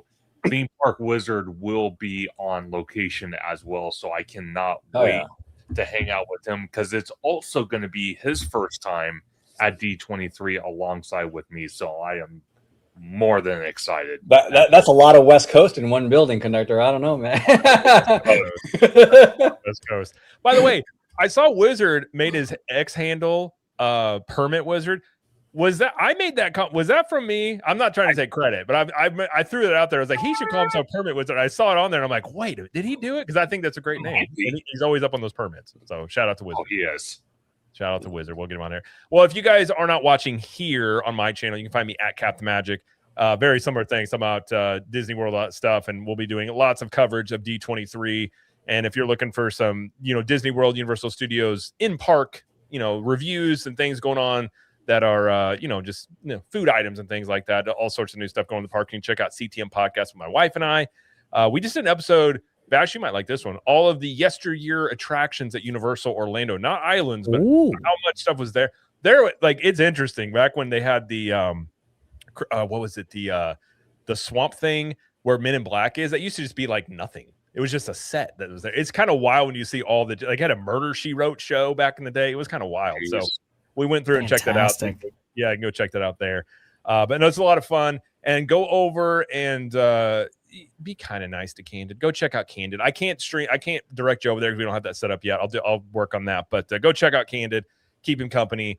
Kind of be nice to him. If he gets crazy, just push back on him a little bit. He's got to have somebody to argue with and just be those people. A little bit, so. I mean, he's great because he gets on my channel and he's like, "Yeah, it's bulldoze Small World." What? I wish he just had more opinions. To be quite honest, he needs to come out of his shell. He's kind of shy, bro. He's a little shy. Yeah, he's really worried about what people think about him. So it's one of those things, But no, it'll be a fun week this week, and we will see you guys next week for sure. Be sure. I think on Friday, Conductor and I have a live stream, or maybe a bit. We'll figure out something on Friday with Conductor and I, and then all the D23 stuff. So be on the lookout there. And thank you guys for hanging out. We will see you on the next one. Have a great rest of your week, and we will talk to you later. See you guys. Bye. See ya.